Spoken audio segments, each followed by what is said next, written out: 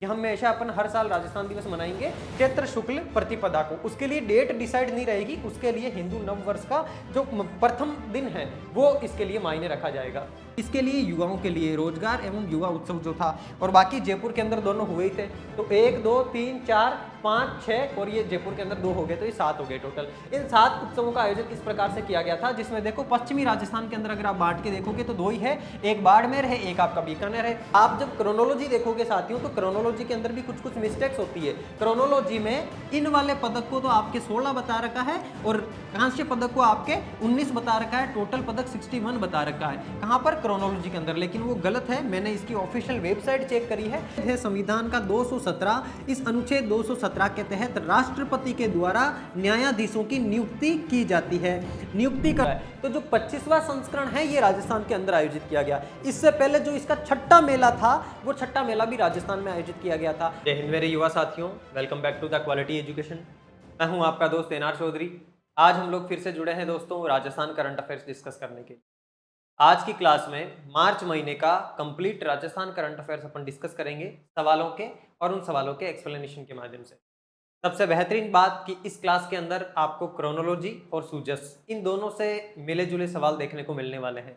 तो जो साथी क्रोनोलॉजी पढ़ते हैं उनके लिए भी ये क्लास फायदेमंद है, क्योंकि एक तरीके से आपका एक रैपिड रिवीजन हो जाएगा इसमें।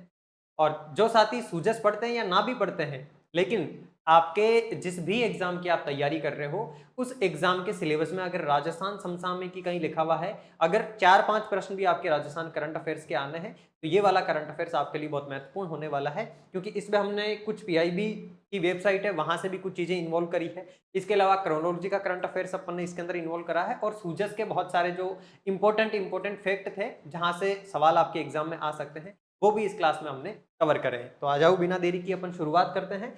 सबसे पहला सवाल आपके सामने, राजस्थान दिवस 2025 के तहत प्रदेश भर में मनाए गए या आयोजित किए गए महोत्सव अथवा सम्मेलन के संबंध में असत्य कूट का आपको चयन करना है। सबसे पहली बात मेरे प्यारे साथियों, आपके सामने आया है राजस्थान दिवस। आपको पता है राजस्थान दिवस हर बार कब मनाया जाता है, ये बात आप लोग अच्छे से जानते हो। राजस्थान दिवस हर बार आज तक कब मनाया जाता था? आज तक हमेशा राजस्थान दिवस मनाया जाता था आपके 30 मार्च को। कब मनाया जाता था? 30 मार्च को। और 30 मार्च को ही राजस्थान दिवस क्यों मनाया जाता है, ये बात आपको पता होगी। बात थी साल 30 मार्च 1949 की, है ना। 30 मार्च 1949 को क्या होता है, राजस्थान का साथियों जो एकीकरण चल रहा था, उस एकीकरण का चौथा चरण, इस चौथे चरण का नाम क्या था? वृहद राजस्थान। इस वृहद राजस्थान का क्या किया जाता है? गठन किया जाता है।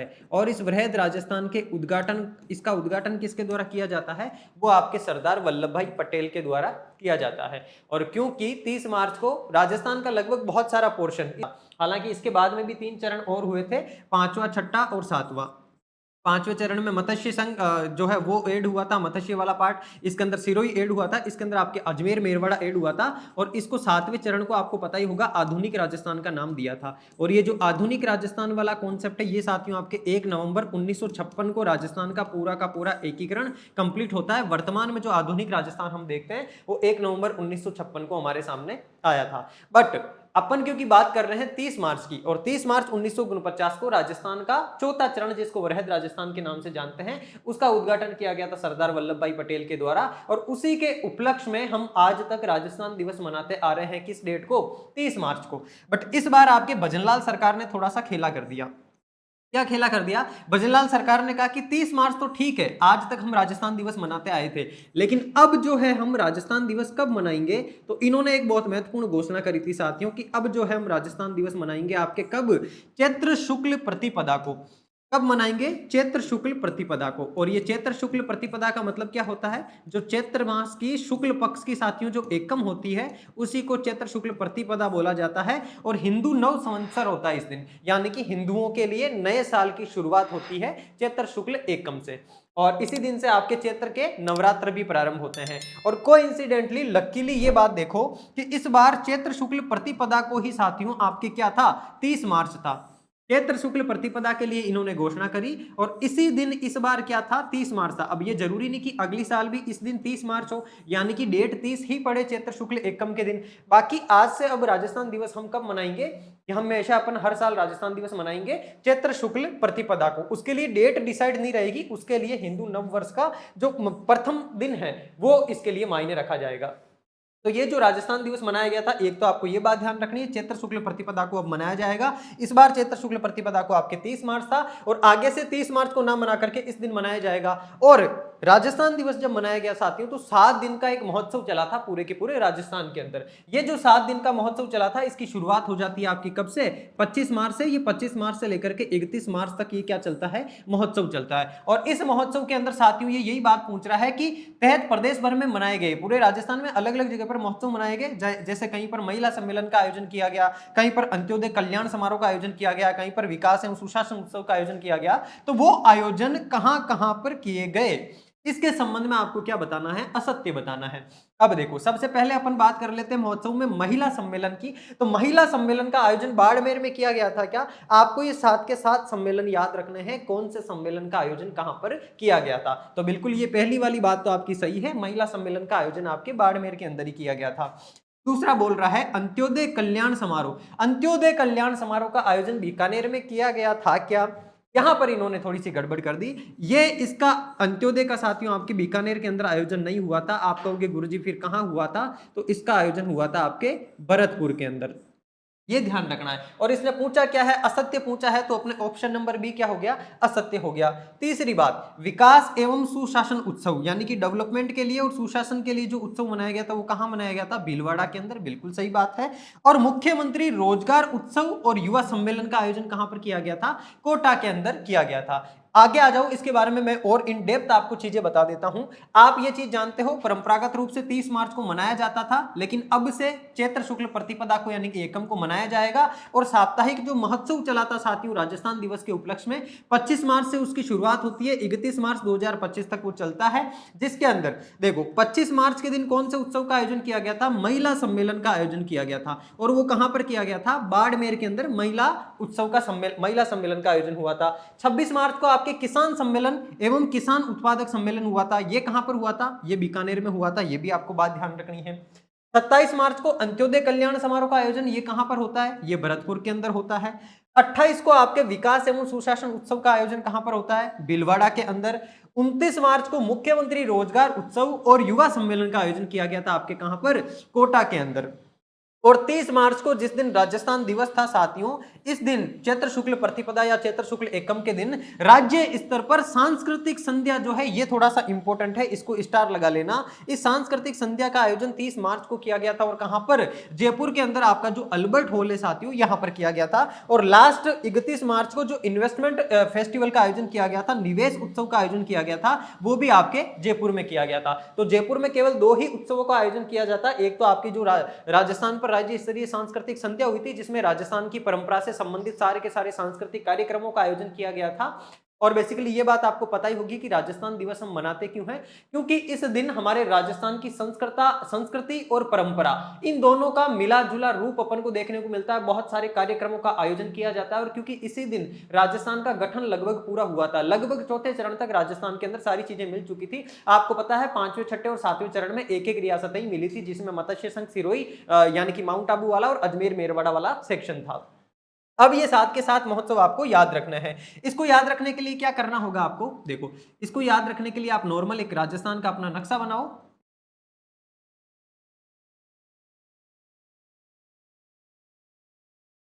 ये जैसे टूटा फूटा आपके राजस्थान का नक्शा तो बन गया। इसके अंदर आपको क्या करना है कि यहां पर जैसे आपका कौन है, जयपुर है, जयपुर से आप निकाल लो। एक तो जयपुर के अंदर किसका आयोजन हुआ था, अल्बर्ट म्यूजियम के अंदर किसका, जो सांस्कृतिक कार्यक्रम हुआ था, उस सांस्कृतिक कार्यक्रम का आयोजन हुआ था जयपुर के अंदर।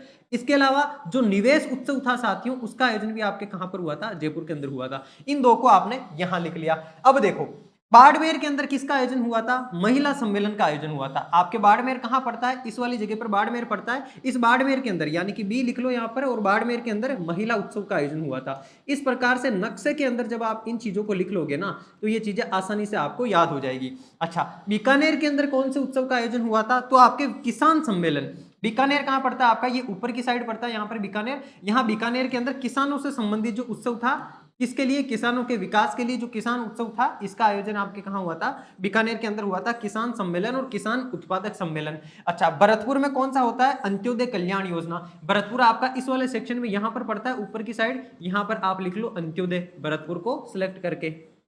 तो जो अंत्योदय सम्मेलन हुआ था, उस अंत्योदय कल्याण समारोह का आयोजन आपके भरतपुर के अंदर होता है। विकास एवं सुशासन उत्सव का आयोजन आपके भीलवाड़ा में होता है। भीलवाड़ा लगभग अजमेर से नीचे, लगभग इस वाले सेक्शन के अंदर आपके पड़ता है। यहाँ पर कौन सा हुआ था, विकास एवं सुशासन।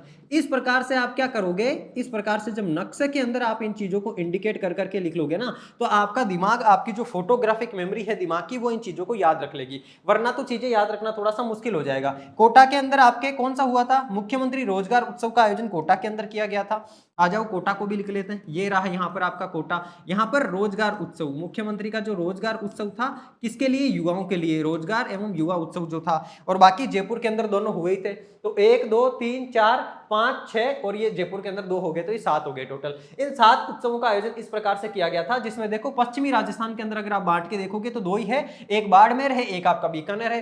बीकानेर किसान के अंदर जानते हो आप, बाजरा ज्यादातर पश्चिमी राजस्थान के अंदर होता है, जहां पर किसान ज्यादा होते हैं, बाजरे से किसान को रिलेट कर लोगे तो बीकानेर के अंदर किसानों वाला उत्सव हुआ था, और महिलाओं वाला उत्सव कहां पर हुआ था, बाड़मेर के अंदर हुआ था। बाकी सारे लगभग पूर्वी राजस्थान में, जिसमें हाड़ौती के अंदर, कोटा के अंदर, आपको पता ही है कोटा ज्यादातर क्यों फेमस है, कोटा शिक्षा नगरी, एजुकेशन नगरी के नाम से जाना जाता है, तो उसको आप रोजगार से रिलेट कर लोगे। अच्छा, एजुकेशन नगरी है, वहां पर ज्यादा बच्चे पढ़ते हैं तो ज्यादा रोजगार होगा, इसका मतलब जो रोजगार वाला और युवाओं के लिए जो उत्सव था, युवा सम्मेलन, उसका आयोजन कहां पर, कोटा के अंदर हुआ था। अच्छा, निवेश और सांस्कृति, ये दोनों 30 और 31 को हुए थे, जयपुर वाले आपको आसानी से याद रह जाएंगे। और विकास एवं सुशासन, ये कहां पर होता है आपका, भीलवाड़ा के अंदर, और भरतपुर के अंदर होता है आपके कौन सा, अंत्योदय। इसको ऐसे याद रख सकते हो, भरतपुर के अंदर आपके नदी भी है, तो यहां पर साथियों गेहूं का होता है आपके उत्पादन, तो अंत्योदय। अंत्योदय क्या होता है, अंत्योदय योजना वही वाली योजना है जिसके अंदर गेहूं आपको मिलते हैं। तो ये जो अंत्योदय वाला, अंत्योदय कल्याण समारोह है, ये पूर्वी राजस्थान में भरतपुर में हुआ था। इस प्रकार से जब नक्शे के अंदर इन चीजों को आप छाप लोगे तो ये सातों के सातों आपको याद रहेंगे, और इसको स्टार लगा लेना। देखो पेन गिर गया यहाँ पे, मतलब यहां से सवाल आपके पुटअप होगा ही होगा, स्टार लगा लेना, और सातों के सातों आपको याद होने चाहिए कौन से उत्सव का आयोजन कहां किया गया था। हर एग्जाम में सवाल यहां से आपके टपकेगा। चलो अब बढ़ते हैं आगे, सवाल नंबर 2 देखो। दूसरा सवाल कह रहा है दोस्तों, 12 मार्च 2025 को मुख्यमंत्री ने किन स्थानों के ऊपर सेंटर फॉर एडवांस स्किलिंग, इसके लिए एडवांस स्किलिंग के लिए जो सेंटर बनाया जा रहा है, एडवांस स्किलिंग, जो स्किल डेवलपमेंट होता है वही वाला skilling, advance skilling and career counselling की स्थापना की घोषणा की गई।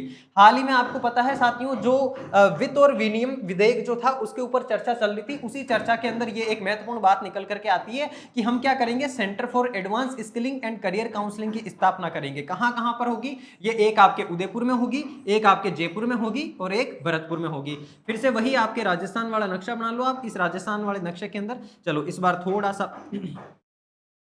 जब बार बार इस प्रकार से आप राजस्थान का नक्शा बनाने की कोशिश करोगे तो कभी ना कभी तो थोड़ा सा प्यारा नक्शा आपसे बन ही जाएगा इस प्रकार से। अच्छा, इस नक्शे के अंदर आप जाकर के देखोगे, एक तो आपका उदयपुर है, एक जयपुर है, एक भरतपुर है, तीनों ही अलग अलग जगह मिलेंगे आपको। उदयपुर तो ये रहा, जयपुर ये रहा, और भरतपुर ये रहा। इनको देखो साथियों, नक्शे में छापने से होता क्या है, अपना जो दिमाग होता है ना, अपना दिमाग पिक्चर्स को जल्दी कैच कर लेता है और उनको लॉन्ग टाइम तक याद रखता है। इसको फोटोग्राफिक मेमोरी बोलते हैं दिमाग की। एक तो लिखी हुई चीज याद करना और एक इमेज के माध्यम से चीज याद करना, दोनों में अंतर होता है, और इमेज के माध्यम से याद की हुई चीजें हमें लंबे समय तक याद भी रहती है। इस प्रकार से नक्शा बना करके आप छाप लोगे, किसके लिए, ये एडवांस स्किलिंग के लिए साथियों। यहां पर इसके अंदर लिख लो, राजस्थान के अंदर यहां पर कि एडवांस स्किलिंग, एडवांस स्किलिंग के बाद में राजस्थान के नक्शे में ये 3 डॉट कर लो, यानी कि इस प्रकार से लाइन है तो याद रहेगा। अच्छा, भरतपुर, जयपुर और उदयपुर, ये तीनों मिल गए आपस में, तो यहां तीनों पर एडवांस स्किलिंग की स्थापना की जाएगी, ऐसी घोषणा की जा चुकी है। तो अब अपन को सवाल में राइट चूज करना, 1 2 और 4 ऑप्शन नंबर 1 में ही दिख रहा है, तो ऑप्शन नंबर 1 2 और 4 इसके बारे में थोड़ा सा देख लो, इन डेप्थ में डिस्कस कर लेते हैं। वित्त एवं विनियोग विनियोग जो विधेयक था, विधानसभा में जब इसके ऊपर चर्चा चल रही थी, तो उसके प्रत्युत्तर के दौरान साथियों कुछ घोषणाएं की गई थी। उन घोषणाओं में देखो, ये रही अपनी सवाल वाली घोषणा कि centre for advance skilling and career counselling, इसकी स्थापना कहां की जाएगी, उदयपुर, जयपुर और भरतपुर के अंदर की जाएगी। और ये वाली बात भी याद रखना, इनके लिए साथियों तीनों जिलों के अंदर 100 करोड़ के बजट की जो है वो भी घोषणा की गई है कि 100 करोड़ के बजट की लागत से इनकी स्थापना की जाएगी, centre for advance skilling and career counselling. एक बात और भी देख लो, राजस्थान के अंदर जो नवगठित जिले हैं, कौन कौन से जिले हैं? एक आपका ब्यावर जिला है, एक आपके बालोतरा है बाड़मेर वाला, एक आपके डुडवाना कुचामन नागौर से जो अलग हुआ है, डीग आपका भरतपुर से अलग हुआ है, ये आपके खेरतल तिजारा अलवर वाला, और ये कोटपुतली बेरोड अलवर वाला, और एक आपके फलोदी और एक सलूम्बर ये उदयपुर वाला। इनके अंदर क्या किया जाएगा? खनिज फाउंडेशन ट्रस्ट की स्थापना की जाएगी। अब देखो यहां पर एग्जामिनर थोड़ा सा सवाल को घुमाना चाहेगा तो आपसे यह भी पूछ सकता है कि निम्न में से कितने जिलों में खनिज फाउंडेशन ट्रस्ट की स्थापना की जाएगी? तो याद रखना नवगठित जिले कितने हैं? 8 जिले नवगठित हैं। उन 8 के 8 जिलों के अंदर स्थापना की जाएगी किसकी? खनिज फाउंडेशन ट्रस्ट की स्थापना की जाएगी। और ये ट्रस्ट फिर क्या करेगा? ये वाला ट्रस्ट वही ट्रस्ट है साथियों जो आपके खनिजों के लिए खोजबीन करता है कि कहां कहां पर कौन से खनिज पाए जाते हैं, उनको रेगुलेट करने का काम करता है। तो ये नवगठित 8 के 8 जिलों पर संख्या भी याद रखनी है 8, और 8 के 8 जिलों के नाम भी आपको याद ही होंगे। एक आपके ब्यावर जिला जो अपने आप में अजमेर से अलग होकर के नया बना है, नागौर अजमेर के पास में नागौर है, वहां से आपके डिडवाना कुचामन अलग जिला बना है। थोड़ा सा जयपुर की साइड ऊपर जाओगे तो वहां पर आपको खेरतल तिजारा और आपको बहरोड मिल जाएगा। बहरोड वाला सेक्शन आपके कहां से अलग हुआ था? कोटपुतली बहरोड, ये आपके अलवर और कुछ हिस्सा जयपुर से। फलोदी है, ये फलोदी आपके इधर आ जाओगे आप पश्चिमी राजस्थान के अंदर, सलूम्बर नीचे दक्षिणी राजस्थान में उदयपुर से अलग हुआ है, बालोतरा आपके बाड़मेर से अलग हुआ है। तो ये जो 8 के 8 जिले और एक आपका डीग भरतपुर, इन 8 के 8 जिलों का नाम आपके दिमाग में छपा हुआ होना चाहिए। इन 8 जिलों पर खनिज ट्रस्ट की स्थापना की जाएगी। एक फैक्ट और ध्यान रखो यहीं पर, बालोतरा जो बाड़मेर है और दौसा, यहां पर साथियों बांदीकुई नगर विकास न्यास की घोषणा की गई है कि यहां पर बांदीकुई नगर विकास न्यास की स्थापना की जाएगी। और तारातरा मठ जो है साथियों आपके कहां पर? गोमक धाम बाड़मेर में, यहां पर आदर्श वेद विद्यालय की स्थापना की जाएगी। ये वाली बात मोस्ट इंपोर्टेंट है। आदर्श वेद विद्यालय की स्थापना कहां की जाएगी? बाड़मेर के अंदर जो आपके तारातरा मठ है यहां पर स्थापना की जाएगी, गोमक धाम के अंदर। सवाल अगला, राज्य का प्रथम centre of excellence indigenous farm कहां स्थापित किया जाएगा? इंडिजीनियस का मतलब होता है मेरे प्यारे साथियों स्वदेशी, और ये जो स्वदेशी फार्म है ये कहां पर स्थापित किया जाएगा? राजस्थान के अंदर किस जिले में स्थापित किया जाएगा? आपसे ये पूछा है। Centre of excellence for indigenous farm, ये इंडिजीनियस फार्म आपके पाली के अंदर स्थापित किया जाना प्रस्तावित है। इसके बारे में भी थोड़ी सी इन डेप्थ में चीजें जान लेते हैं। ये फार्म आपका बनने कहां जा रहा है? पाली में।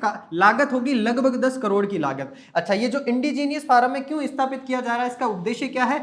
जो देसी पशु है साथियों, उन पशुओं का संरक्षण करना है और संवर्धन करना है, यानी कि उनकी नस्लों को बचा करके रखना है, आगे उनमें ब्रीडिंग भी करवानी है, उनकी प्रजाति को आगे बढ़ाना है, संवर्धन और संरक्षण करना है। और ये जो वाला काम है साथियों आपके निष्क्रमणीय पशुपालक आवासीय, इसकी स्थापना कहां की जाएगी? निष्क्रमणीय पशुपालक आवास की इसकी स्थापना आपकी की जाएगी राजसमंद के अंदर। जबकि आपके जो centre of excellence for indigenous farm है इसकी स्थापना पाली के अंदर की जानी है। कितनी लागत से? लगभग 10 करोड़ की लागत से।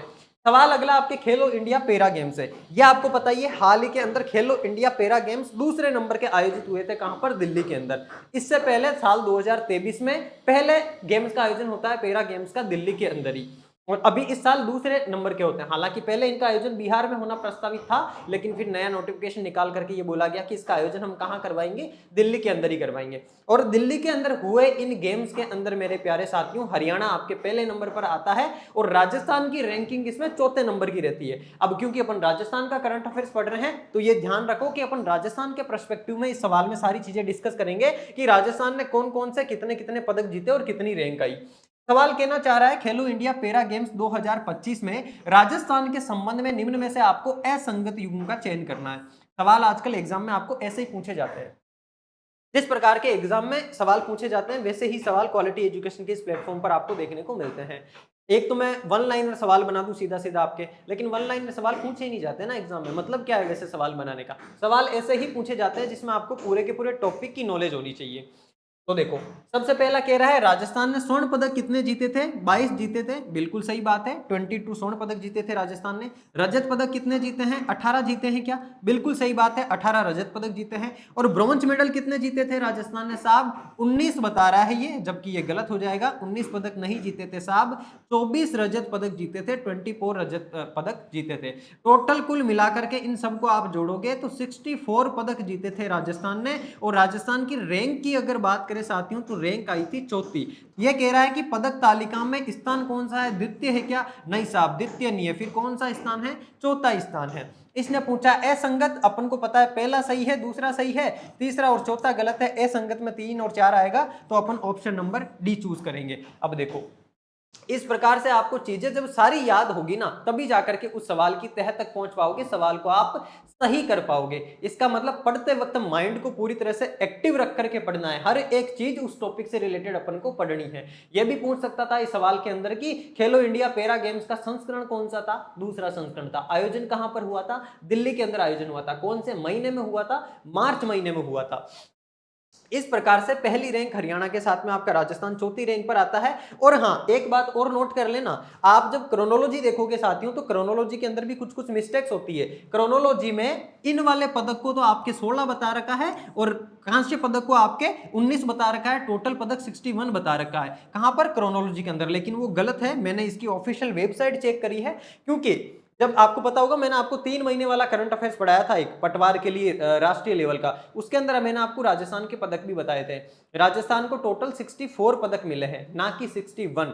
क्रोनोलॉजी ने 61 छापे लेकिन ऑफिशियल वेबसाइट पर 64 पदक दिए हुए हैं। और 64 पदक में 22 आपके गोल्ड मेडल है, 18 आपके सिल्वर मेडल है और 24 आपके ब्रॉन्ज मेडल है। तो क्रोनोलॉजी भी पूरी तरह से सही हो इसका कोई भरोसा नहीं, वो हमारी जिम्मेदारी होती है कि हम सारे के सारे फैक्ट चेक करें। इसका मैं ऑफिशियल वेबसाइट का भी वो लगाने वाला था लेकिन इसमें मैंने लगाया नहीं शायद, कोई बात नहीं, मैं टेलीग्राम पर वो डाल दूंगा आपके, है ना। तो ऑफिशियल वेबसाइट पर आपके ये वाला सेक्शन दिया हुआ जो मैं आपको पढ़ा रहा हूं, इसका राइट आंसर आपके ऑप्शन नंबर डी हो गया। अब देखो खेलो इंडिया पैरा गेम्स 2025 दूसरा संस्करण था, 22 रजत पदक जीते हैं राजस्थान ने, 22 स्वर्ण पदक जीते हैं, 18 रजत पदक जीते और 24 कांस्य पदक के साथ में टोटल 64 पदक जीत करके राजस्थान कौन से स्थान पर रहा है, चौथे स्थान पर रहा है। ये वाली बात आपको ध्यान रखनी है। और ये जो खेलो इंडिया पैरा गेम्स की बात हुई है साथियों यहीं पर जान लो, इसके अलावा खेलो इंडिया यूनिवर्सिटी गेम्स भी होते हैं, खेलो इंडिया यूथ गेम्स भी होते हैं और इसके अलावा एक आपके खेलो इंडिया पैरा गेम्स भी होते हैं।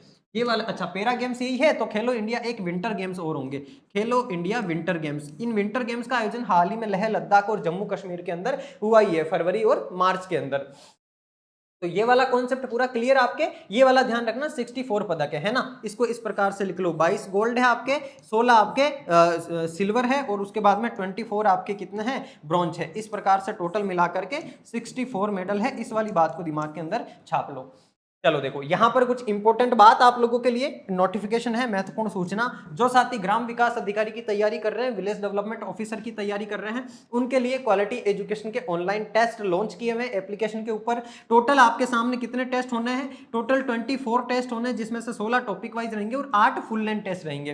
प्राइस इसकी मात्र 349 रुपीज है और इस 349 रुपीज की प्राइस के ऊपर जब आप कूपन कोड यूज करोगे NR21 तो आपको 21% का वहां पर डिस्काउंट मिल जाएगा। और ये डिस्काउंट आप चाहे क्वालिटी एजुकेशन के एप्लीकेशन पर जाकर के किसी भी वीडियो कोर्स या फिर किसी भी टेस्ट सीरीज के अंदर अप्लाई कर सकते हो, जिसमें भी आपको छूट चाहिए उस छूट के लिए आपको ये वाला कूपन कोड अप्लाई करना है। आपको 21% की छूट मिल जाएगी, वो चाहे ग्राम विकास अधिकारी की टेस्ट सीरीज हो, चाहे आपके चतुर्थ श्रेणी कर्मचारी जो 4th ग्रेड की है उसकी टेस्ट सीरीज हो, या फिर आपके पटवार की ऑनलाइन टेस्ट सीरीज हो। पटवार का भी एग्जाम आपके सर पे है। जिन साथियों ने अभी तक टेस्ट नहीं दिए हैं, 2-3 अलग अलग जगह के टेस्ट सेंटर से आपको टेस्ट ज्वाइन करके टेस्ट लगाने। जितने ज्यादा टेस्ट की प्रैक्टिस आप करोगे उतने ही ज्यादा चांसेस आपके बढ़ जाएंगे सेलेक्ट होने के। और ये अंतिम समय है, अगर टेस्ट लगा ना सको तो एटलीस्ट टेस्ट दे करके उन टेस्ट की एक्सप्लेनेशन जरूर आप पढ़ करके चले जाना। और अपने क्वालिटी एजुकेशन के टेस्ट के अंदर तो जिस प्रकार से मैं आपको सवाल करवा रहा हूं ना, देखो हर एक प्रश्न उस प्रश्न के पीछे उसका एक्सप्लेनेशन, इस प्रकार का एक्सप्लेनेशन मिलता है आपको क्वालिटी एजुकेशन की हर एक टेस्ट सीरीज के अंदर। इसलिए मैं टेस्ट सीरीज के ऊपर इतना जोर देता हूं कि टेस्ट सीरीज की प्रैक्टिस तो हर एक विद्यार्थी को करनी ही करनी चाहिए। टेस्ट सीरीज में कोई माया नहीं लगनी आपके, कितनी मात्र 299 की ये टेस्ट सीरीज है और इसके ऊपर भी आपको ऑफर मिल रहा है, कौन सा, NR21 कूपन कोड यूज करके, यानी कि 300 रुपए की टेस्ट सीरीज भी आपको लगभग 60 रुपए की छूट इसके ऊपर मिल जाएगी। तो 240 रुपए की आपको ये टेस्ट सीरीज मिल रही है और इतना कम प्राइस, ये तो एटलीस्ट दोस्तों के साथ बैठ करके अपन पिज्जा विज्जा खाने में या चाय पीने के अंदर भी खर्च कर देते हैं, बड़ा अमाउंट नहीं है।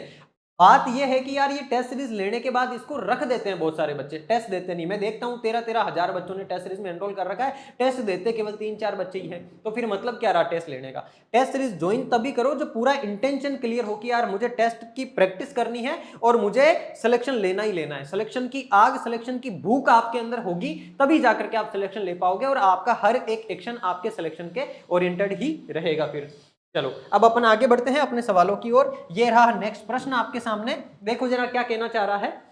सुंदर कांति जोशी अवार्ड 2025 सीनियर वर्ग में किसे दिए जाने की घोषणा की गई है?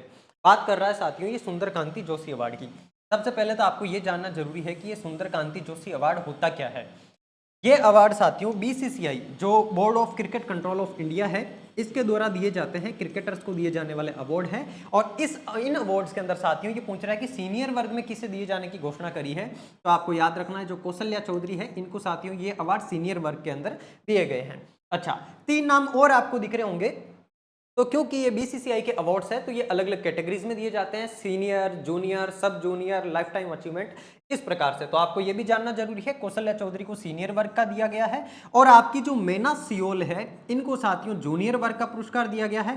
धृति माथुर को सब जूनियर वर्ग का पुरस्कार दिया गया है। कौन सा? सुंदर कांति जोशी अवार्ड जो कि बीसीसीआई के द्वारा दिए जाते हैं। और सोनिया बीजावत को साथियों लाइफ टाइम अचीवमेंट अवार्ड जो है ये प्रदान किया गया है। अब इस सवाल के बारे में थोड़ी सी बात और जान लो। जो साथियों सुंदर कांति जोशी अवार्ड है ये बीसीसीआई के टूर्नामेंट में जो सर्वश्रेष्ठ प्रदर्शन करने वाली महिला क्रिकेटर्स है, उन सर्वश्रेष्ठ प्रदर्शन करने वाली महिला क्रिकेटर्स को दिया जाने वाला अवार्ड है सुंदर कांति जोशी अवार्ड।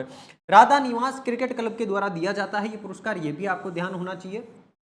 और चूंकि मैंने आपको बताया था कि अपन एक सवाल के माध्यम से उस सवाल का पूरा कॉन्सेप्ट क्लियर करेंगे, तो आपके क्रोनोलॉजी के अंदर जो फैक्ट दिए हुए वो सारे भी इसके अंदर कवर्ड है। और इस सवाल के इर्द गिर्द और जो चीजें हो सकती थी आपके एग्जाम के पॉइंट ऑफ व्यू से इंपॉर्टेंट, वो सारी चीजें भी कवर्ड है। अच्छा, घोषणा कब की गई इन पुरस्कारों की? मार्च 2025 के अंदर घोषणा की गई है। सीनियर वर्ग का पुरस्कार जो ऑलराउंडर आपकी कौशल्या चौधरी इनको प्रदान किया जा चुका है। जूनियर वर्ग में मेना सियोल, सब जूनियर वर्ग में धृति माथुर और लाइफ टाइम अचीवमेंट अवार्ड आपके सोनिया बीजावत को दिया गया है। और सोनिया बीजावत कहां की है? ये आपके अजमेर की है, जहां से अभी मैं आपके ये क्लास रिकॉर्ड कर रहा हूं। पुरस्कार वितरण समारोह जो है साथियों ये आपके 3 अप्रैल को आयोजित हुआ था। हालांकि आज जब अपन क्लास रिकॉर्ड कर रहे हैं ये टाइम 3 अप्रैल से आगे निकल चुका है। 3 अप्रैल को इन पुरस्कार का आयोजन किया जाता है और मार्च 2025 में इनकी घोषणा की जाती है।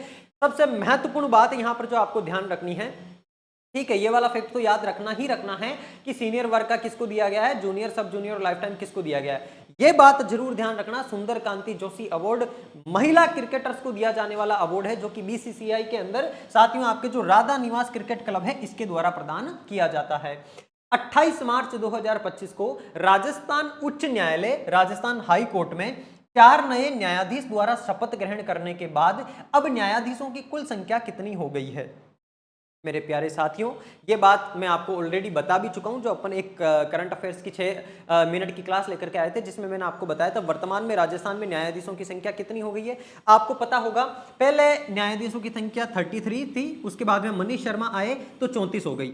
34 वो न्यायाधीशों की संख्या थी। इसके बाद में अभी साथियों मार्च महीने के अंदर 4 नए न्यायाधीशों की और नियुक्ति की गई है और अभी वर्तमान में टोटल न्यायाधीशों की संख्या राजस्थान हाईकोर्ट में कितनी है? तो वो 38 है। इन 38 में से 37 तो अन्य न्यायाधीश है और एक आपके मुख्य न्यायाधीश है। इन मुख्य न्यायाधीश का क्या नाम है? ये नाम भी आपको ध्यान रखना है, MM श्रीवास्तव, मनिंद्र मोहन श्रीवास्तव जी जो है ये आपके मुख्य न्यायाधीश है वर्तमान में राजस्थान हाईकोर्ट के अंदर। आपको ये भी पता होगा जो अपना राजस्थान हाई कोर्ट है, इस राजस्थान हाई कोर्ट की मुख्य पीठ कहां पर है, या एक तरीके से कहें मुख्य हेडक्वार्टर कहां पर है, तो वो आपका जोधपुर के अंदर है।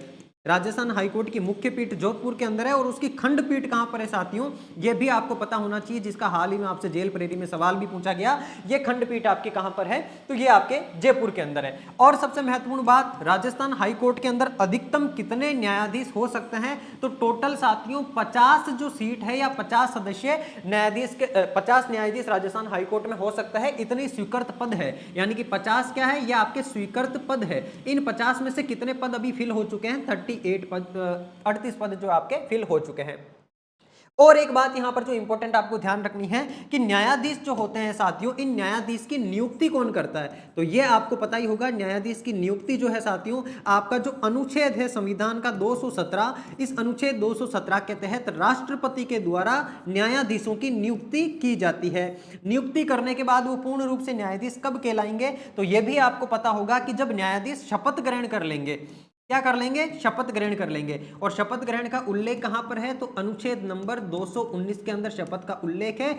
और जब शपथ ग्रहण कर ली जाएगी तब ये पूरी तरह से न्यायाधीश बन जाएंगे। शपथ इनको कौन दिलाएंगे, आर्टिकल 219 में लिखा हुआ है संबंधित राज्य के राज्यपाल इनको शपथ ग्रहण करवाएंगे। अगर राज्यपाल अनुपस्थित होते हैं तो अन्य न्यायाधीशों को राजस्थान हाईकोर्ट के मुख्य न्यायाधीश के द्वारा शपथ ग्रहण करवाई जाती है। अब इस सवाल का राइट आंसर क्या होगा, आपके सामने पूछा इसने। अब न्यायाधीशों की कुल संख्या कितनी हो गई है, 38 हो गई है। Option number D. कौन कौन है, चारों न्यायाधीश के बारे में आपको ध्यान होना चाहिए। एक आपके आनंद शर्मा है जो कि जयपुर से बिलोंग करते हैं, एक आपके मुकेश राजपुरोहित है जो कि जोधपुर से बिलोंग करते हैं, एक आपके सुनील बेनीवाल है ये भी जोधपुर से बिलोंग करते हैं, और एक आपके संदीप शाह है ये भी जोधपुर से बिलोंग करते हैं।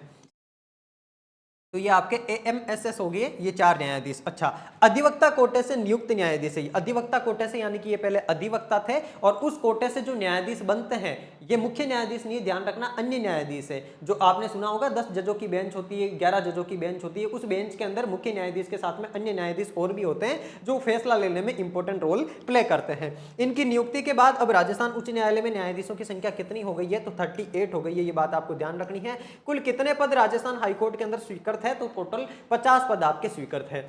सवाल अगला कि राजस्थान पर्यटन विभाग को कितनी श्रेणियों में इंडिया टुडे टूरिज्म अवार्ड 2025 प्रदान किया गया है। राजस्थान का साथियों जो पर्यटन विभाग है, इस पर्यटन विभाग के द्वारा पर्यटन के क्षेत्र में अच्छा कार्य करने की वजह से पर्यटन को क्या दिया गया है, राजस्थान पर्यटन विभाग को 3 पुरस्कार दिए गए हैं। कितनी श्रेणियों में पुरस्कार दिए गए हैं, 3 श्रेणियों में पुरस्कार दिए गए हैं। किसके द्वारा, इंडिया टुडे टूरिज्म अवार्ड ये प्रदान किए गए हैं। टोटल 3 श्रेणियों के अंदर ऑप्शन नंबर बी आपका राइट आंसर होगा। जो इंडिया टुडे पर्यटन सर्वेक्षण और पुरस्कार 2025 समारोह है, इसका आयोजन आपके नई दिल्ली के अंदर किया जाता है 28 मार्च 2025 को। और ये जो 3 पुरस्कार दिए गए हैं, ध्यान रखना, एक आपके विरासत गंतव्य श्रेणी है, एक आपके पर्वतीय गंतव्य श्रेणी है और एक पाक कला गंतव्य श्रेणी है। इन तीनों के अंदर जो सर्वश्रेष्ठ पुरस्कार है, विरासत का आपके आमेर किला को दिया गया है जो कि आपके जयपुर में स्थित है, पर्वतीय गंतव्य श्रेणी का आपके कुंभलगढ़ दुर्ग को दिया गया है और पाक कला गंतव्य श्रेणी का आपके बीकानेर को प्रदान किया गया है। ये तीनों भी आपको ध्यान रखना है कि किसके द्वारा इंडिया टुडे पर्यटन सर्वेक्षण और पुरस्कार जो समारोह हुआ था, इसके अंदर पुरस्कार कौन सा, इंडिया टुडे टूरिज्म अवार्ड। इसके अंदर सर्वश्रेष्ठ 3 कैटेगरीज के अंदर, एक विरासत वाली विरासत गंतव्य कैटेगरी है, एक आपकी पाक कला है और एक आपकी पर्वतीय गंतव्य श्रेणी है। क्योंकि ये पर्वत के ऊपर बना हुआ जो आपके कुंभलगढ़ दुर्ग है, तो पर्वतीय श्रेणी के अंदर इसको प्रदान किया गया है। सवाल अगला, मार्च 2025 में राज्य के किस शहर में 25वां राष्ट्रीय दिव्य कला मेला आयोजित किया गया। बहुत इंपॉर्टेंट है साथियों, राष्ट्रीय दिव्य कला मेला। सबसे पहले तो आपको यह जानना जरूरी है कि राष्ट्रीय दिव्य कला मेला होता क्या है। दिव्य कला मेला, देखो जैसा इस मेले का नाम है ना, पहली बात तो ये ध्यान रखो, ये दिव्य कला मेला जो है इसको मनाए जाने की शुरुआत कब होती है, तो इसकी शुरुआत साथियों नेशनल लेवल पर की जाती है साल 2022 के अंदर।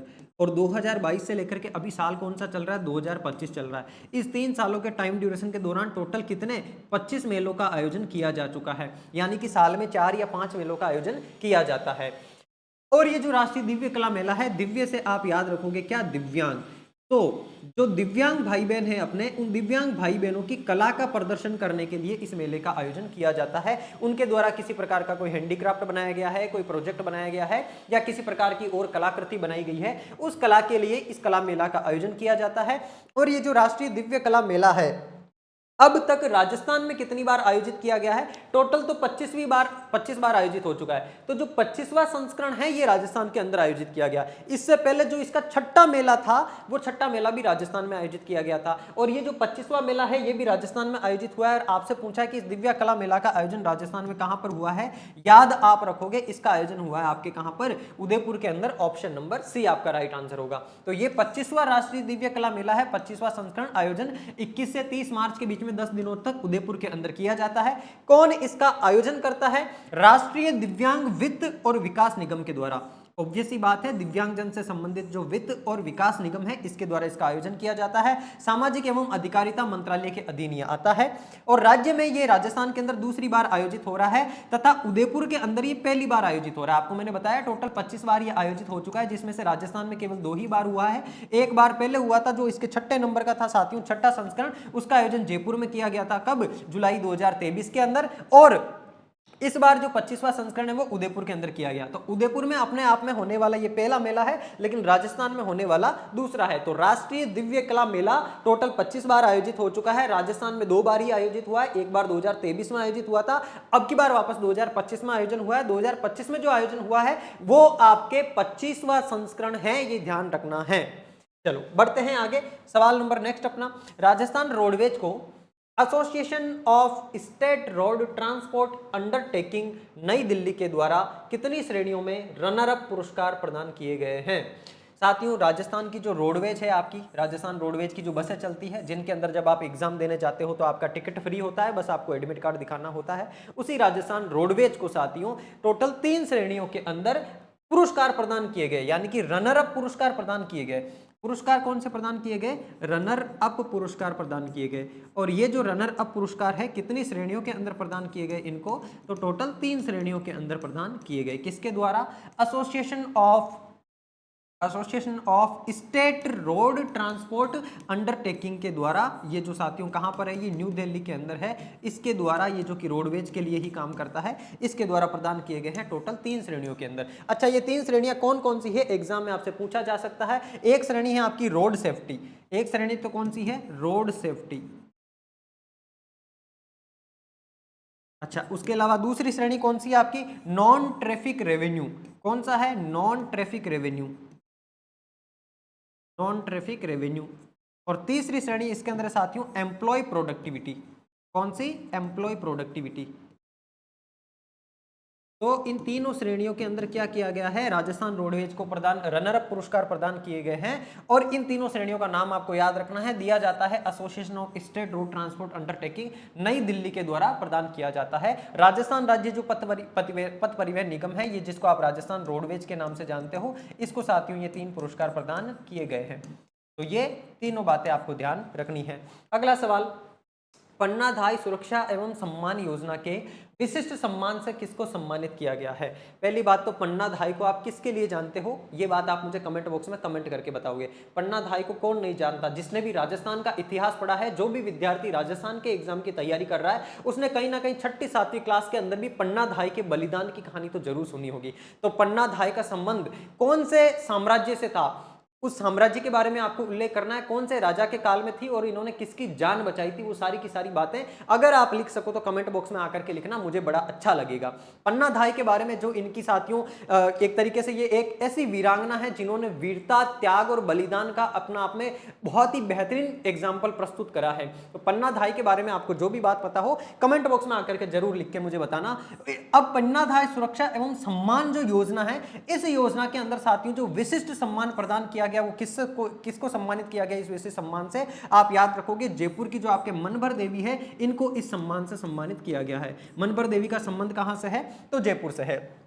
अब देखो, अंतर्राष्ट्रीय महिला दिवस के अवसर पर आपके जो 8 मार्च था अंतर्राष्ट्रीय महिला दिवस के रूप में मनाया जाता है। इस दिन जो है सभी महिलाओं के लिए आपके ट्रेवल भी फ्री होता है। तो ये जो अंतर्राष्ट्रीय महिला दिवस पर है, राज्य स्तरीय सम्मान समारोह का जो आयोजन किया गया था बिरला ऑडिटोरियम जयपुर के अंदर। इस समारोह का आयोजन कहां पर होता है ये भी ध्यान रख लेना, बिरला ऑडिटोरियम जयपुर के अंदर आयोजन होता है। यहाँ पर जो पन्नाधाय सुरक्षा एवं सम्मान योजना का जो विशिष्ट सम्मान है ये प्रदान किया गया है जयपुर की आपकी श्रीमती मनभर देवी को। और कितनी राशि इस सम्मान के अंदर दी जाती है? 51,000 रुपए की राशि इस सम्मान में साथियों प्रदान की जाती है। पन्नाधाय के बारे में जो कुछ लिख सको, आपके दिल में जो कुछ आपने पढ़ा हो आज तक, जितनी बात आपको पता हो, इनके बारे में आकर के कमेंट बॉक्स में जरूर लिखना। जिनका कमेंट मुझे अच्छा लगेगा उन साथियों के कमेंट को मैं हार्ट दे दूंगा। ठीक है, चलो आगे आ जाओ। सवाल नंबर अगला, छत्तीसगढ़ में आयोजित 8वीं फेडरेशन कप वुशु प्रतियोगिता पहली बात तो ये जानो कि वुशु प्रतियोगिता होती क्या है। ये एक तरीके की साथियों मार्शल आर्ट होती है ना। जैसे मार्शल आर्ट फाइट नहीं करते, मार्शल आर्ट तो देखी होगी आपने चाइनीज फिल्मों के अंदर देखी होगी, महात्मा बुद्ध की कोई आपने पुरानी गौतम बुद्ध की देखी होगी, वो मूवी देखी होगी, उसके अंदर देखा होगा। तो जो मार्शल आर्ट होती है उसी का एक रूप होता है आपकी वुशु प्रतियोगिता। और इसका जो 8वां फेडरेशन कप है उसमें निम्नलिखित में से किसने राजस्थान टीम से स्वर्ण पदक जीता है। आप ध्यान रखोगे राजस्थान टीम से टोटल 3 लोगों ने स्वर्ण पदक जीता है, जिसमें एक आपके विजय भारद्वाज है, एक आपकी नीलम चौधरी है और एक कैंडिडेट और है जिनके बारे में अगर आप डिस्कस करेंगे। ये जो किशन कुमार है इन्होंने साथियों कौन सा पदक जीता है, तो इन्होंने रजत पदक जीता है। और रजत पदक भी एक नहीं 2 रजत पदक जीते हैं। और आपकी जो दिव्या वाटर है, इन दिव्या वाटर के द्वारा आपके कौन सा कांस्य पदक जीता गया है। अब सवाल में इसने अपन से क्या पूछा है, सवाल में पूछा है कि राजस्थान की टीम से स्वर्ण पदक किस किसने जीता है, तो एक आपके विजय भारद्वाज ने जीता है, एक आपकी नीलम चौधरी ने जीता है। तो 1 और 3 आपको इसमें किस में दिख रहा है, ऑप्शन नंबर सी में दिख रहा है। तो 1 और 3 हो जाएगा। किशन कुमार ने 2 रजत पदक जीते हैं, दिव्या वाटर ने आपके कौन सा पदक जीता है, कांस्य पदक जीता है। इसमें ध्यान रखोगे टोटल आपके 8 कांस्य पदक जीते गए, 8 ही आपके रजत पदक जीते गए और उसके अलावा 5 इसके अंदर कौन से गोल्ड मेडल जीते गए। इसके प्रकार से 8 8 16 और 5 टोटल 21 पदक इसके अंदर जीते गए। कौन सी प्रतियोगिता है ये, प्रतियोगिता है 8वीं फेडरेशन कप वुशु प्रतियोगिता है। आयोजन इसका कहां पर किया जाता है, आयोजन इसका बिलासपुर छत्तीसगढ़ के अंदर किया जाता है। ये भी ध्यान रखोगे आप, बिलासपुर छत्तीसगढ़ के अंदर जो 8वें नंबर की आपकी फेडरेशन कप पुरुष और महिला दोनों की जो वुशु प्रतियोगिता होती है, इसके अंदर राजस्थान टोटल कितने पदक जीतता है, 21 पदक जीतता है, जिसमें 5 इसके स्वर्ण पदक होते हैं। किस किस ने जीते थे 5 स्वर्ण पदक, ये 5 स्वर्ण पदक आपको जरूर याद रखना है। इन 5 स्वर्ण पदक के अंदर एक आपके विजय भारद्वाज है, एक आपके लोकेश पूनिया है, नीलम चौधरी है, रजत प्रकाश गुप्ता है और गुलशन बड़गुजर है। इसके अलावा रजत पदक की बात करें तो 5 तो हो गए आपके स्वर्ण पदक, 8 हो गए आपके रजत पदक और 8 ही हो गए आपके ब्रॉन्ज मेडल। अच्छा, रजत पदक किस किस ने जीता है, किशन कुमार ने जीता है। किशन कुमार ने याद रखो कि 2 रजत पदक जीते हैं। अमन पारीकट, जसवीर यादव, पूर्ति शर्मा, मनोज चित्तौड़िया, दीपक देवड़ा और संजू सैनी। हालांकि सारे आपको याद रखना जरूरी नहीं, आप बस ये आंकड़ा याद रख लो। 5 + 8 + 8 टोटल कितने मेडल जीते हैं, 21 मेडल जीते हैं। ये जो 5 मेडल जिन जिन ने जीते हैं इनका नाम याद रखना होगा आपको। एक विजय भारद्वाज है, लोकेश पूनिया है, नीलम चौधरी है, रजत प्रकाश गुप्ता है और गुलशन बड़गुजर है। 3-4 बार इन नामों को जब आप पढ़ोगे आपकी आंखों के सामने से गुजरेंगे तब आपको ये नाम याद हो जाएंगे। बाकी सारे आप याद करो ऐसा जरूरी नहीं है। ये ध्यान रखना कि 8वीं जो फेडरेशन कप है साथियों पुरुष और महिला की वुशु प्रतियोगिता, इसका आयोजन छत्तीसगढ़ के अंदर किया जाता है, बिलासपुर छत्तीसगढ़ में मार्च महीने के अंदर। और इसमें राजस्थान टोटल कितने पदक जीत के आता है, 21 पदक जीत के आता है, जिसमें 5 आपके गोल्ड मेडल है, 8 सिल्वर और ब्रॉन्ज मेडल है। अब देखो अगला सवाल, नेक्स्ट क्वेश्चन में साथियों, राज्य में ऊर्जा उत्पादन को बढ़ावा देने के लिए राजस्थान सरकार ने किस राज्य सरकार के साथ में मार्च 2025 में एक स्मरण पत्र एमओयू पर हस्ताक्षर किए हैं। तो देखो सबसे पहली बात, राज्य में ऊर्जा उत्पादन को बढ़ावा देने के लिए, यानी कि कुल मिलाकर के ऊर्जा उत्पादन चाहे वो अक्षय ऊर्जा हो या फिर पारंपरिक या गैर पारंपरिक किसी भी स्रोत से प्राप्त ऊर्जा हो, जैसा आपकी विद्युत का उत्पादन होता है, उस ऊर्जा को बढ़ावा देने के लिए कौन से राज्य की सरकार के साथ में एक एमओयू पर स्वीकृति दर्शाई है आपकी राजस्थान सरकार ने। तो ये ध्यान रखोगे, तेलंगाना सरकार के साथ में हाल ही में राजस्थान ने क्या करा है, एक एमओयू साइन करा है। राजस्थान की तरफ से साथियों जो राजस्थान विद्युत निगम लिमिटेड है, राजस्थान विद्युत वितरण निगम लिमिटेड जो है, इसके द्वारा साथियों ये क्या किया गया है, RVUNL इसके द्वारा। और तेलंगाना की तरफ से कौन था, तो तेलंगाना की तरफ से आपके थे सिंगरेनी कोलेरियम कंपनी लिमिटेड SCCL, और राजस्थान से राजस्थान विद्युत उत्पादन निगम लिमिटेड, राजस्थान विद्युत उत्पादन निगम लिमिटेड के द्वारा इन दोनों के बीच में क्या एक एमओयू साइन होता है। और ये एमओयू साइन करने के पीछे उद्देश्य क्या होता है कि अब तेलंगाना के अंदर लगभग 1600 मेगावाट क्षमता की ऊर्जा थर्मल आधारित जो है परियोजनाएं वहां पर स्थापित की जाएगी, और राजस्थान के अंदर साथियों 1500 मेगावाट का सोलर पार्क स्थापित किया जाएगा। आपसे यह भी पूछा जा सकता है कि राजस्थान सरकार और तेलंगाना के बीच में ऊर्जा उत्पादन के लिए एमओयू किन किन के बीच में हुआ, तो आपको ये ध्यान रखना SCCL का मतलब है सिंगरेनी कोलिरियम कंपनी लिमिटेड, इनके और राजस्थान सरकार के राजस्थान विद्युत उत्पादन निगम लिमिटेड है, इन दोनों के बीच में यह समझौता होता है, जिसके तहत तेलंगाना के अंदर 1600 मेगावाट की क्षमता का क्या थर्मल आधारित जो है साथियों परियोजनाएं वहां पर शुरू की जाएगी, और राजस्थान में 1500 मेगावाट क्षमता का क्या सोलर प्लांट स्थापित किया जाएगा, सोलर पार्क स्थापित किया जाएगा। आपसे ये भी पूछा जा सकता है कि इन दोनों के मध्य जो समझौता हुआ उसके तहत राजस्थान में क्या स्थापित किया जाएगा, तो ध्यान रखना सोलर पार्क स्थापित किया जाएगा, कितनी क्षमता का, 1500 मेगावाट क्षमता का। सवाल अगला, रावत भाटा न्यूक्लियर पावर प्लांट में 7वीं इकाई से कितने मेगावाट उत्पादन 17 मार्च 2025 को प्रारंभ हो गए। रावत भाटा के अंदर आपके साथियों क्या है, न्यूक्लियर पावर प्लांट है। ये न्यूक्लियर पावर प्लांट क्या करता है, ये भी साथियों आपके ऊर्जा उत्पादन का ही काम करता है। ये न्यूक्लियर की सहायता से, जो न्यूक्लियर डिफ्यूजन किया जाता है उसकी सहायता से क्या की जाती है, यहाँ पे ऊर्जा उत्पादित की जाती है।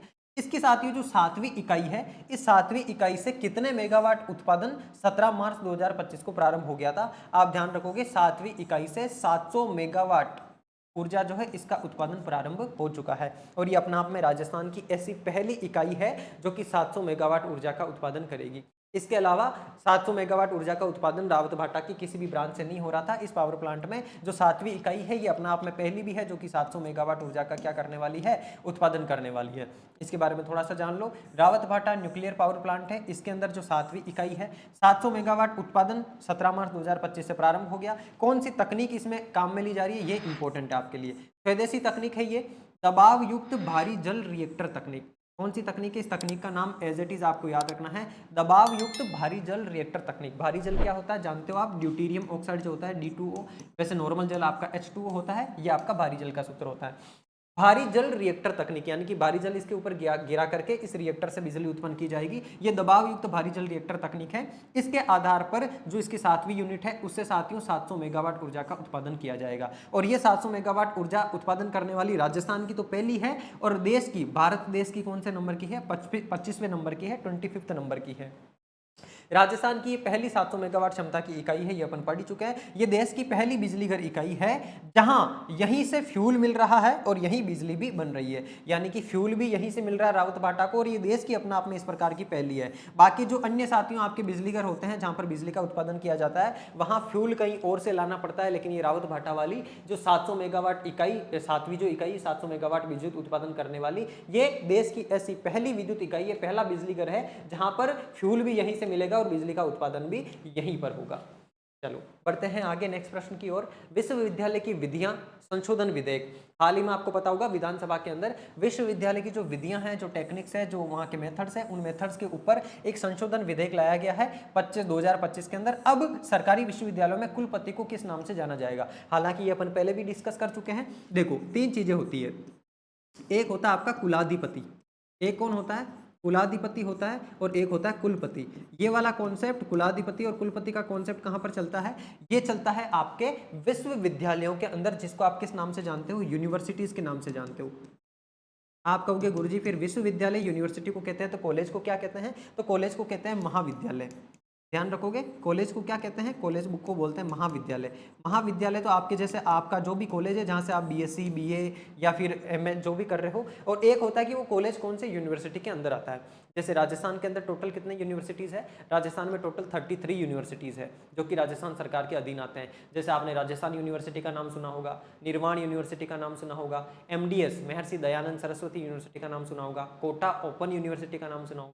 ये सारी की सारी यूनिवर्सिटीज़ है जो कि राजस्थान सरकार के अंडर आती है। राजस्थान में टोटल 33 यूनिवर्सिटीज़ है, ये ध्यान रखोगे।